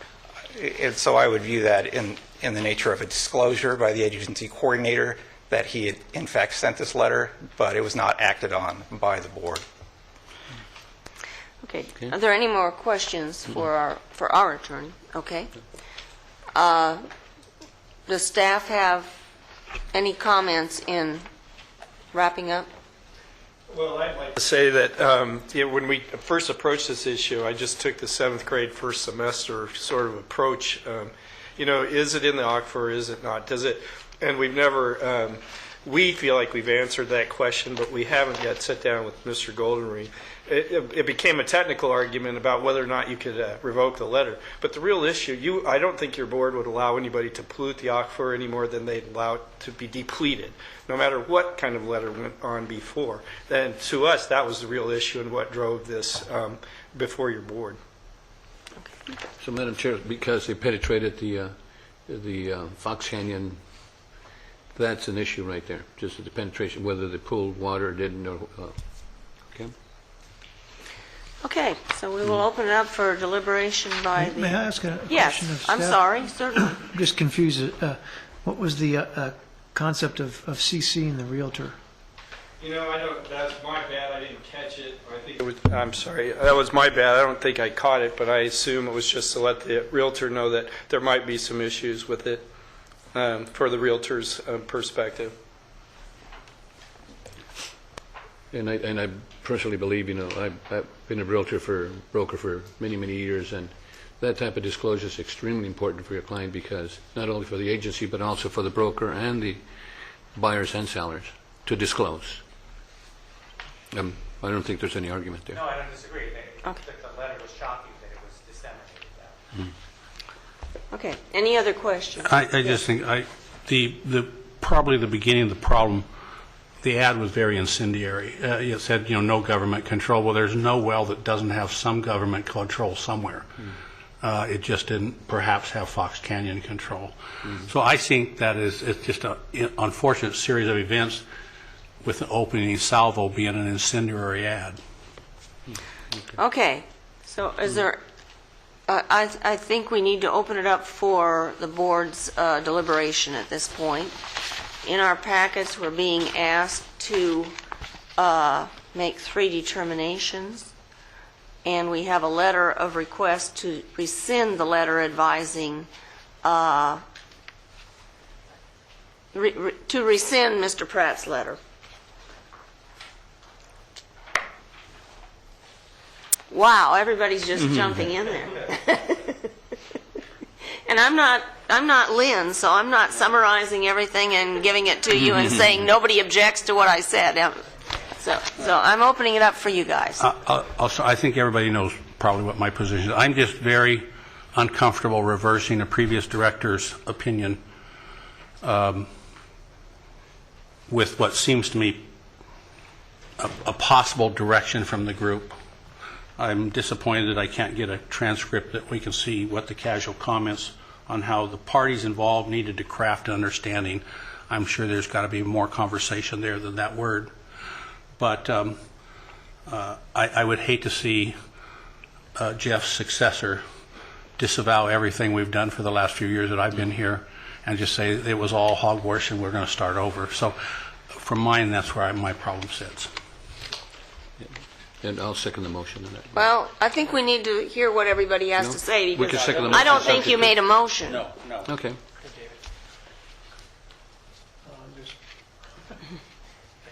I'll go ahead and start. I've been here for a few years also. I just want to back up a little bit. And ever since I've been involved with the Fox Canyon, it's no matter where the boundary sits, if you have a working well, an apparatus for pulling water out of the ground, then if you're in the boundaries of United, Fox Canyon, if you're within the city of Oxnard and they have their facilities and so forth, or City of Ventura and Camarillo, if you're in those boundaries, you report. That's what the rest of us do. And I understand what was, I was in that meeting, and I don't recall everything back that many years ago. But I know the philosophy of the board has consistently been, if you're in the boundaries and you have a working facility that's pumping and using water out of the ground, then you're reporting within that district. And that's where I'm leaning. You have 2 wells that are in the boundaries and 1 well that is not. So listening and looking at that position, that's been here for decades. That's, and yes, we're here, we kind of run this line like a town hall meeting. We try to get all the inputs, do the right thing, move ahead correctly with all the technical support, and we do updated water studies all the time. United does it with our groundwater department, and things change. We learn more and more of what's going on all the time. So with that looking at it, I realize this is just one item to discuss as far as the letter. The way I look at it, it's not simple. It's a hard decision. But if you're in the boundaries, you have to report. And that's kind of where I'm standing. And I don't reverse something that's been on the books for years, but I just know things do change. And I'm not looking to go back for decades. I just know that if you're in the boundaries, you have a water facility that's producing water, and that's kind of the basis where I start. That's the ground floor. And then you've added more criteria here on studies of information, and I do not have time to sit here and read all this and get more background. Like Mike was saying, I need a little more information before and after to fill this all in. It's a quick study to sit here and choose, but just based on what I know historically and where we're trying to move forward, if you're in the boundaries, it's just like if you're outside the boundaries and you're putting water into or taking water out of the district boundaries and moving it elsewhere, that's not correct either. So, I mean, there's different philosophies, but the bottom line that I'm looking at is you're in the boundaries, you have 2 wells that are strictly in the boundaries of the GMA, and that's where the start of the chapter 1 is. It's maybe not the full book, but it's the ground floor where it begins. And I'll listen to the rest of my colleagues up here. Okay, David? I'm firmly on the fence. I see valid arguments on both sides. I don't like the idea of going back on previous decisions, but at the same time, it's confusing to me that I see a compelling, seems to me anyway, a change of direction from what I read into some of these documents as to what the final letter that Mr. Preston sent out. And so I've got questions about that, and I guess I would like to see some of these transcripts that Dr. Kelly mentioned to actually have a better sense of what transpired. So I don't think I'm ready to say yay or nay on anything just yet. I don't feel like I have enough information. And just to add to that, that's where I'm kind of leading to. Based on what I know now in the history, there's a lot of information. You've got a whole briefcase of stuff with you that none of, and I just don't have the history or the time to say, okay, I've looked at all this and to make a good, fair, solid decision, I don't have that really, all those inputs. So if you're really looking for something immediately today, you've got to have it today. I'm going to go back to where it was before. I feel Low Princeton did what he needed to do, and I don't think he just shot from the hip. I don't believe that. I've known him for a long time. But at the same time, I go back to my comment. If you're in the boundaries, you report your wells. So you got two factual things that we have to review, and it's a tough process. And I'm not asking to delay it. I'm just saying I just don't have enough information. Madam Chair, may I make a comment? Yes. There's two issues here. One is the process issue, and I think that's what Dr. Kelly gets to. Can you reverse a decision? The other is the argument that I presented to you. Is the thing drawing from the Fox Canyon Aquifer or not? Now, there are well logs. We have had geologists look at these. Our conclusion is that they were drawing from the Fox Canyon Aquifer. So if you are going to send us back and look at further evidence, you should give us direction on whether you want us to do the process thing, that is, get the context and all the comments that went on about what the previous decision was, or do you want to just find out if those things are pulling or have the potential to pull or affect the Fox Canyon Aquifer, or both? Would the grinding still be available to re-review the paleontological information? The which? The bore grindings. I don't know the answer to that question. I guess the applicant's saying yes. If I could butt in here, Director Kelly, it seems to me a lot of this data search has been done. This geological work has been done and paid for by multiple parties, and I would just personally like to see the process side that Mr. Pratt mentioned and go from that route.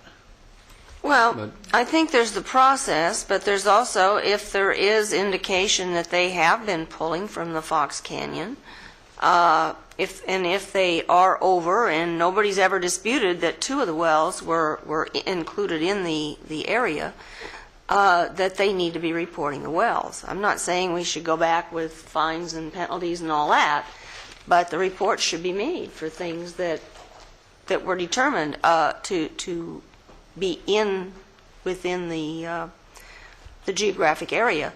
We have had all kinds of reporting requirements come up since then, and if people haven't been reporting, we need to get them started reporting. I mean, we've had how many discussions about that here?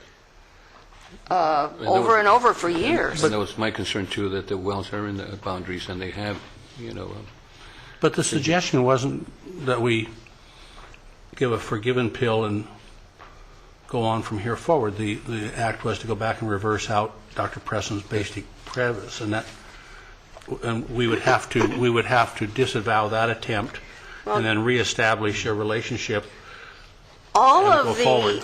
All of the information in the minutes and the staff reports indicate that for the old meetings, indicate that two of the wells are within the boundaries.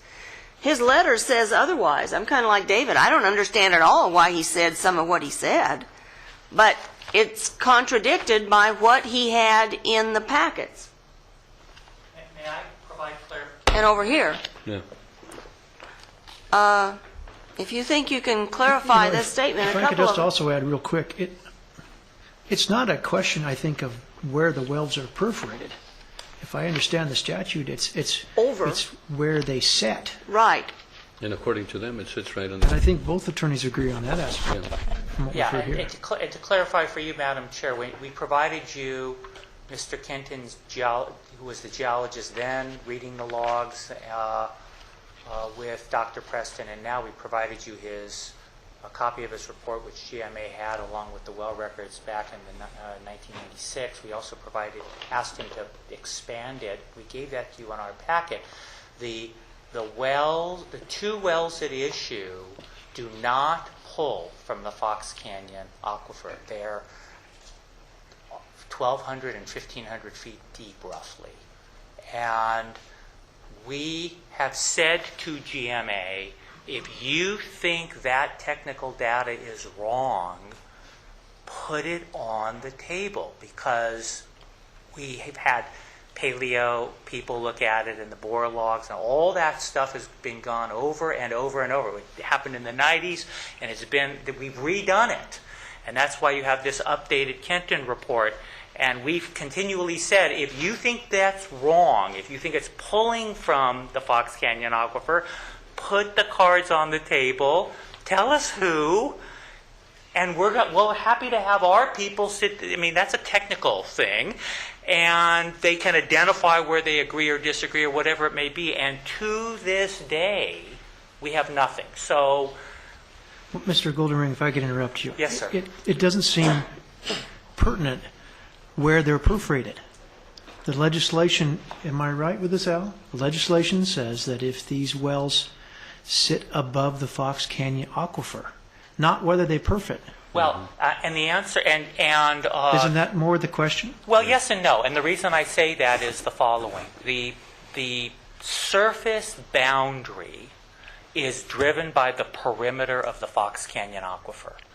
In other words, you have the Fox Canyon aquifer and it comes up, and that's the surface boundary. When you read the geologic analysis, the wells don't perforate the Fox Canyon aquifer. So it's your assertion that the Fox Canyon aquifer does not, the perimeter of the Underlie. aquifer does not reside underneath or around those wells. Exactly. It's a whole That's thing. what you assert. Well, that's what Dr. Preston determined in consultation with the geologists going through the bore logs and all those sorts of things back then, and which Mr. Kenton has confirmed.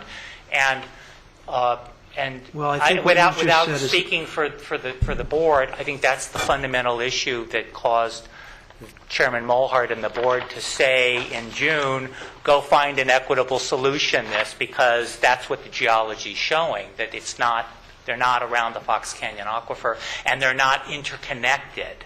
That was the right? I think the problem you're having is the terminology. You're using the term perforations, and to most of the water industry, that would be the Correct. holes in the steel allowing the water to come in. I think penetration was probably more appropriate in that you did Yes. not penetrate on the way Correct. down. Neither in these wells, neither penetration nor perforation. Thank you for But they that overlap, correction. but the wells are in the geographic area described in the law, in what the Board of Supervisors adopted as the geographic area whole area. of the Fox Canyon. But didn't they use the FGS map at that time? Yes, I think so. Yes. And I might tell you that part of the conversation, and it's not clear to me that this has ever really been addressed, but it's certainly worth putting it on the table in fairness and transparency, is the question under the enabling ordinance is, do you regulate to the center of the earth? Because the question fundamentally becomes, per your question to me, is if these wells have repeatedly been determined pulling from a completely unrelated aquifer, not Fox Canyon, nothing regulated, what would be the acre-feet limitation?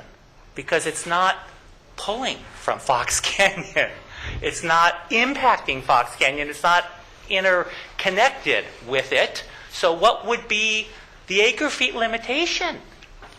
Because your acre-feet limitations are driven by the basin problem and the management of the basin problem, and these aren't tied to the basin. But Jeff, didn't Jeff say, Madam Chair, that if you disturb the aquifer, regardless if you, what did you say before?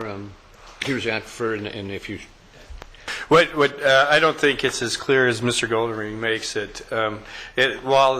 When I first met with the applicant, it was her contention that the wells went below the Fox Canyon aquifer into what I believe was called the Grimes aquifer, and that therefore not being in the Fox Canyon aquifer, although aerially in the area they were in, but they punched through the bottom of the bowl, so to speak, that the determination was made that there was no connection, interconnectivity. This is what he's, and I don't know that that's clear. And that may be why the enabling legislation, a strict read of it says if it's inside the area, that area. you should take a look at it and monitor it. I don't know, that's for your board to decide. But the practical approach that we took was, look, there's 3 levels of questions. It's clearly in the area. Second, let's see, if it's pulling from the GMA, then definitely I think the GMA board will want to monitor that. If it's in a GMA aquifer, it's screened in the water. And if it's connected to the GMA, we've got some kind of gray area. If somebody can show that they've journeyed to the center of the earth and they're pulling magma, well, I don't think we're going to be asking them to report to the GMA. But it's really not that clear. And so it's a tough issue. And until recently, I didn't know that Mr. Goldenring had offered to sit down with us and slug out the technical issues. And that's because I've been absent from the office. But that might be something your board would like us to do with the geologists, just get to some understanding of what's going on with those wells.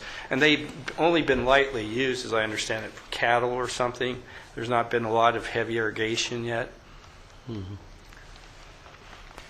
Sure. For what it's worth, that's what the Kenton geology reports are, and that's what the board sent Dr. Preston back to go figure out. And that's what we reviewed and came to a different conclusion on. Do they pull from the Fox Canyon? Do they penetrate or perforate?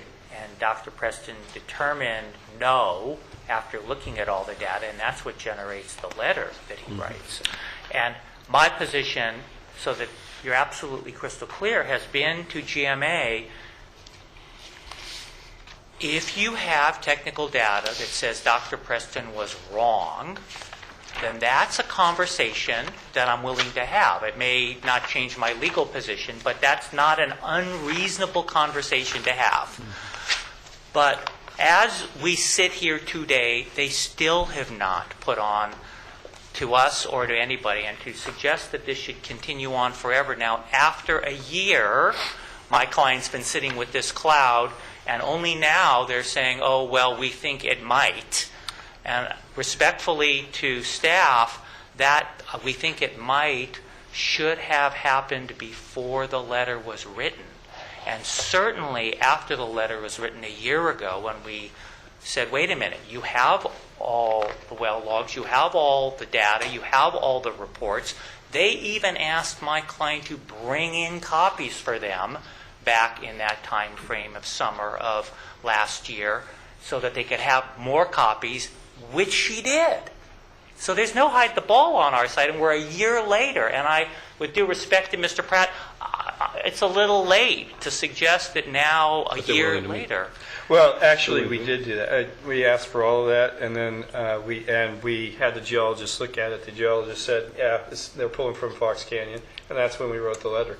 And then there was an attorney introduced. What geologist do we use, or are you privileged to say that? Garrett, Rick, and Brian Bondi. Kathleen looked at it. And that was based on what? The information that Ms. Ortega provided. So in the the grinding administrative showed seashells compatible with being in the Fox? We looked at the well logs and the E-logs, and we looked at the screening levels, and we looked where it was sealed. And there's gravel pack, and there's gravel pack that goes, how much, Rick? Almost 50 feet is the surface, and it goes all the way almost to the bottom of the well. So it's in communication. We're talking about the water cycle and communication above and below.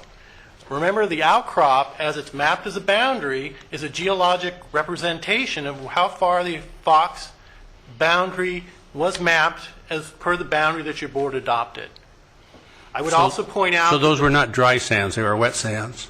I've never seen the core. There was no cores in our file or administrative record, and so that was nothing that we reviewed. Because at that elevation, if it was a Fox, it'd be a dry sand, would it not? I suppose so.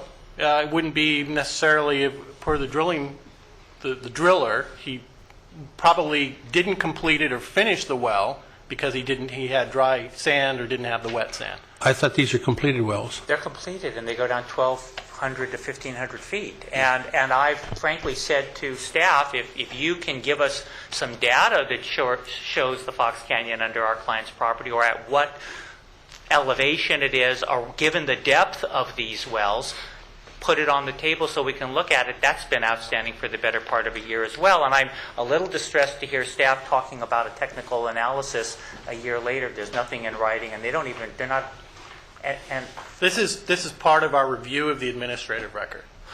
It's common practice. We review what's in the file and the material that's in it, and I asked multiple staff to take a look that they confirm what all of us see, and this is nothing new to Mr. Goldenring. He has the same opportunity. In fact, his client today asked us to send the well logs, which we did, of course, so that was a little odd in terms of requesting back and forth with materials.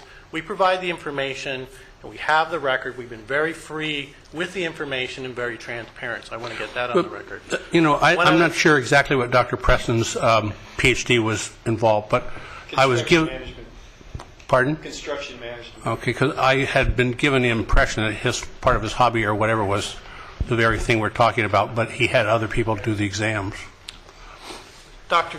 Kelly, I'd like to also bring up, and it's in there, that this went to a technical advisory committee, including Dr. Bachman.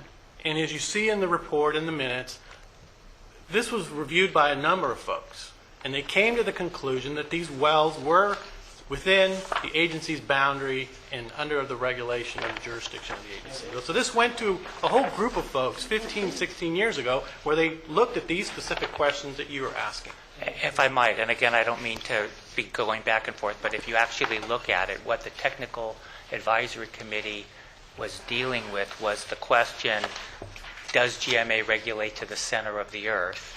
And if we do, how do we do it and in what way? There was no Technical Advisory Committee finding that these wells penetrated or perforated the Fox Canyon Aquifer, none at all. It was the policy question of what do we do? How deep do we go? And if it's to the center of the earth, then what do we do around it? Because it's not the impacted basin, it's some other unknown basin that's not in communication.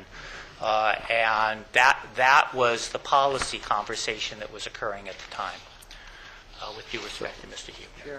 Yes. Al wanted to say something. Oh, I'm sorry. Yes, Al.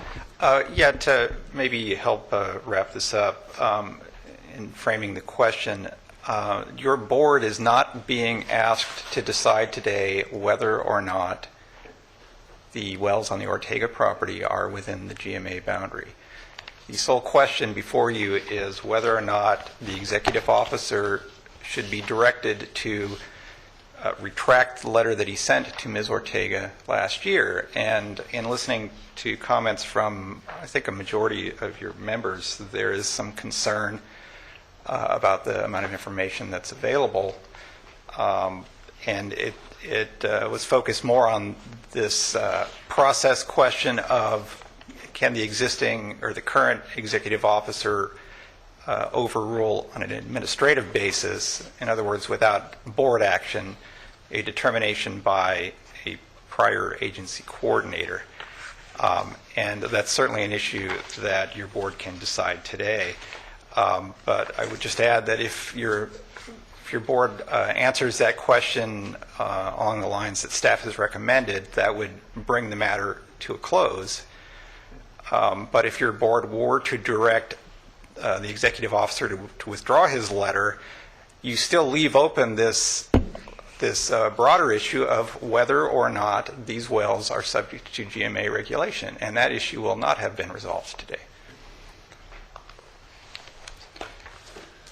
Okay, so we have 3 items on the agenda. Okay. Al, clarify, please.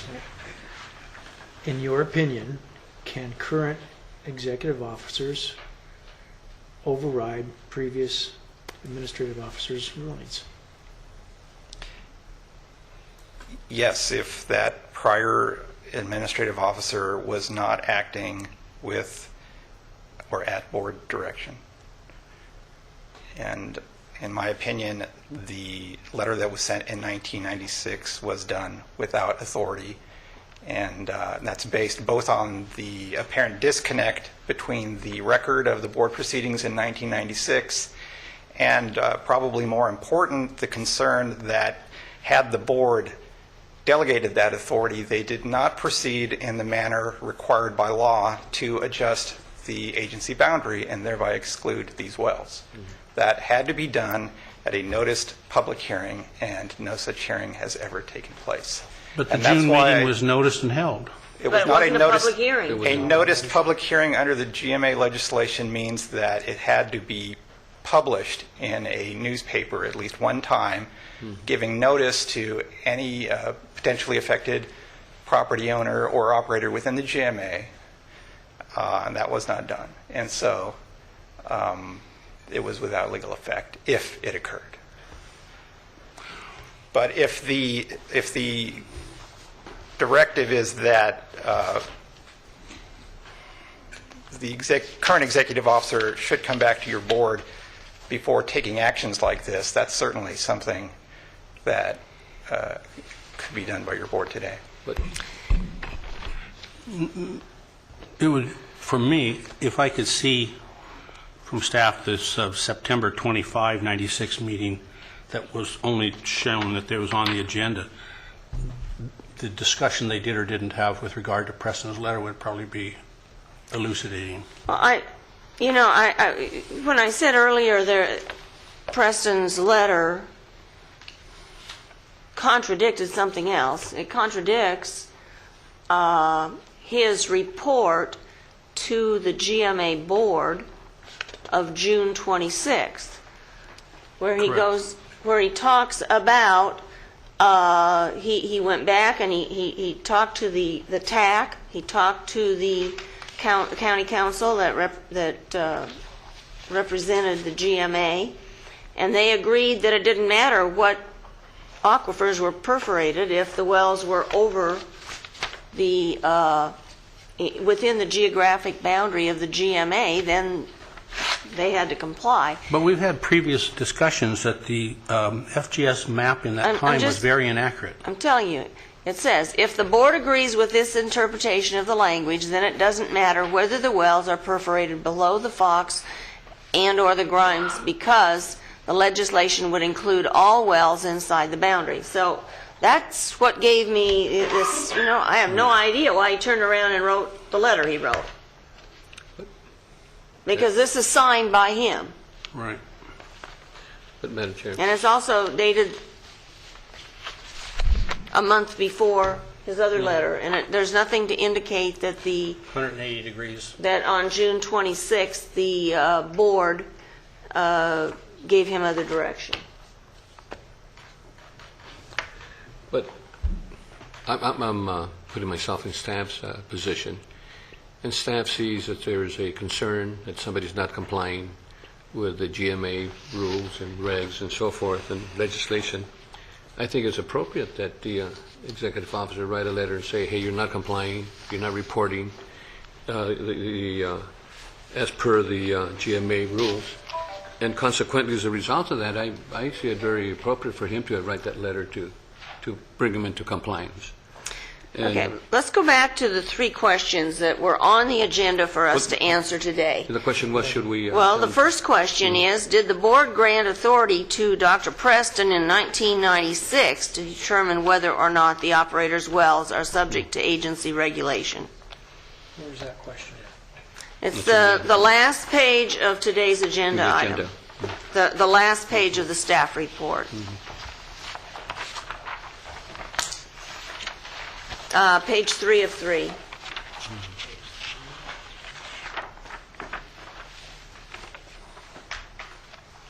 Under discussion, the three relevant questions are, and so these are the things that were posted on the agenda for us to answer. And we can tackle them or we can put it off, but if we put it off, we'll probably not have the same 5 board members. We can also ask if we want something to be brought back with the technical determination. And So, there was no authority at the time for number one. You're talking about number one? Chair, I don't believe these questions back here are what we're being asked to decide upon. Charlotte? It's Yes. the recommendation on the very front To page. the agenda that was sent out, the item number 6, it's just one item. Okay. You send a letter, that's Right. the only thing that I see here. And then here the Is presentation. that what you see?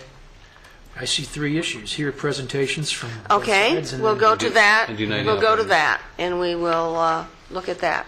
So we've heard the presentation, and now we will decide on whether or not we are going to direct staff to rescind the letter. That's number 3.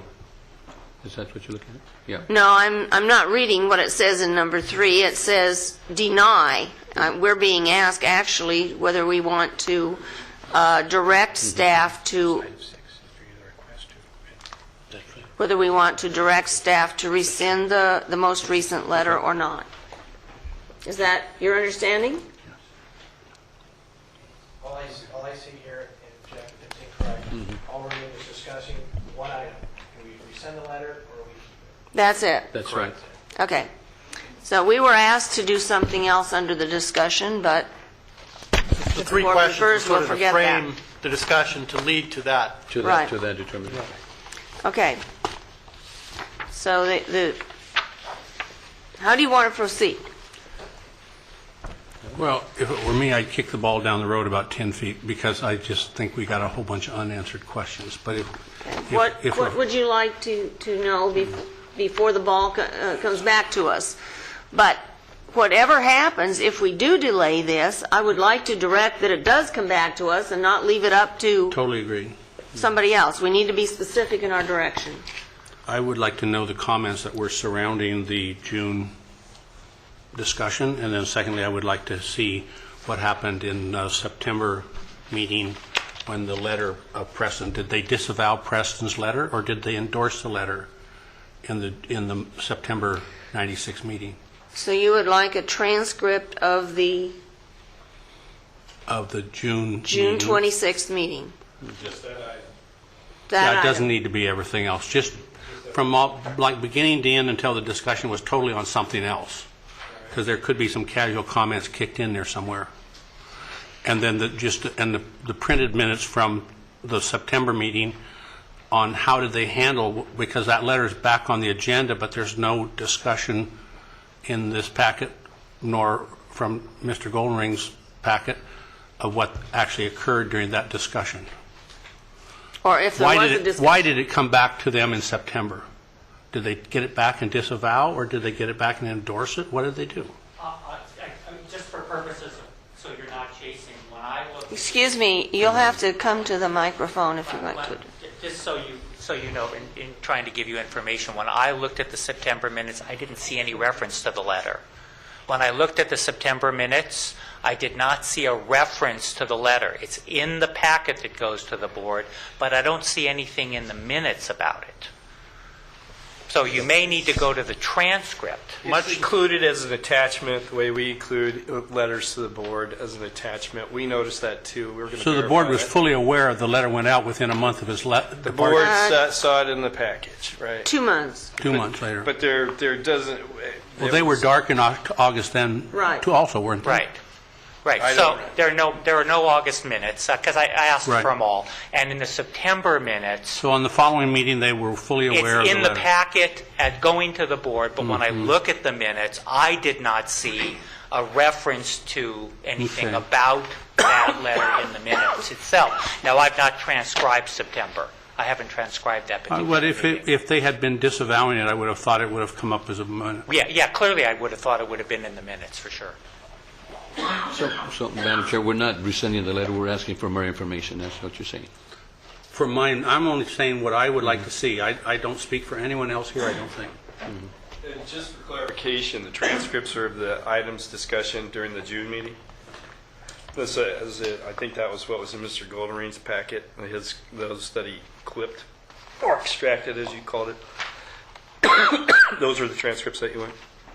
The transcripts from the June meeting. But I think he wanted the, And just that item 9, I think, isn't it? Just making sure. Yeah, the whole, but... And you're talking about the audio tape. The audio tape. Those transcripts. Transcripts. Including the hums and the haws. I'll take care of that, Garrett. So the next question is, do you That's a really want choking transcripts? In between choking. Transcripts are expensive, so we can have staff transcribe it, or we can have it transcribed so Mr. Goldenring likes it, or we can work with his and fill in the blanks. Well, why can't we use yours as a starting point, and if they can't hear the... I'm He was willing to happy meet. with Mr. Pratt on developing a transcript. I will tell you, sorry, Madam Chair. I will tell you, as I indicated, the June tape that we got, now maybe their original is better, the June tape that we got as a copy is very poor quality. So to get you what I think you want is going to take some audio tweaking to get the quality up. So it's going to take a little bit of work to do that. I'm happy to work with Jeff. Is that possible in IT here? We can do something. I just want to make sure you're aware.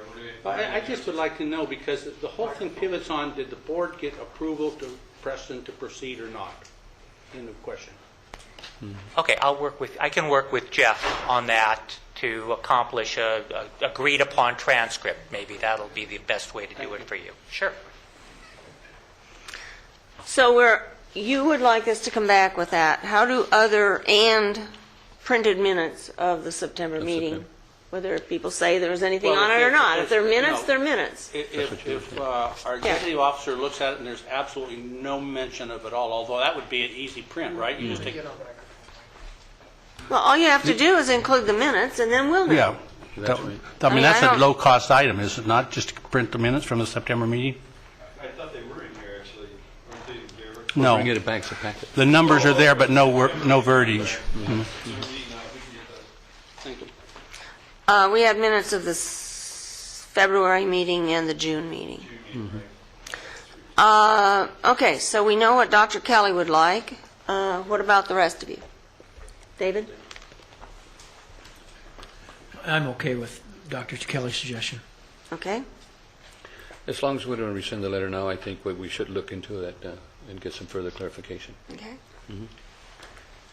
I'll go along with that. I just, my feeling is still leaning more towards, kind of a black and white issue with getting some background information or footnotes is what you're really asking for. Yeah. Truly, it's in the boundary. Truly, it should be reported and go in that process. But I caveat the comment, if we need some more backup information to make a good, solid decision. I realize you've been waiting a long time for this. I'm hoping another 30 days will not hurt you, because we're trying to get to where we want to go. We'd like to get this closure. Personally, I think the letter should not be rescinded for the items I stated. But if it turns out that it's inaccurate, then ultimately it probably should be, but we don't know that yet. Well, Or modify it. and if you look, I mean, I don't know what happened at that June 26th meeting, but clearly the staff report says that they should be reporting. That's right. So I don't know what happened during the meeting that he turned around and wrote a letter and said no. That's what we need to know. So we will, I hope it's clear for the record what we're asking for. Jeff, maybe Jeff. We're going to go get a transcript of the June meeting on item number 9, we believe it is. We're going to get the minutes from the September meeting, and we're going to return to you in July with this issue. Perfect. Right. I would reflect back on a comic strip some years ago, Pogo. It just gets curiouser and curiouser. Okay. Okay. So it will be back on our July agenda. And Jeff, when you get that, say it takes a couple weeks to get it. I realize we have 4th of July next week, but you make sure that including the regular board members and the alternates, get the information so we can all review it, please. Thank you.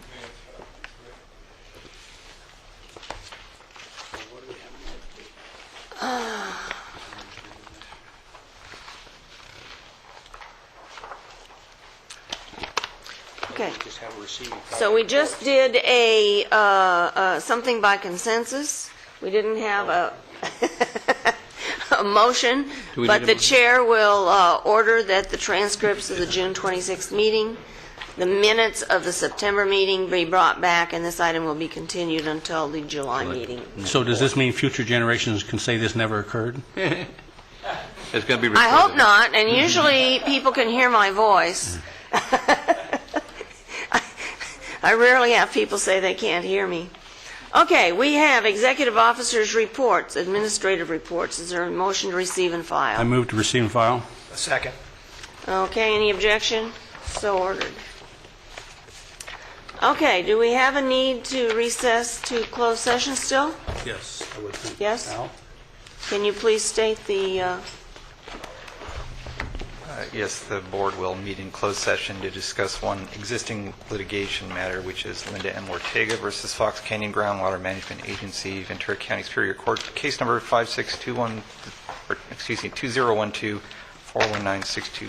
2012-419-624-CUMCBTA. I do not anticipate any announcement coming out of the closed session.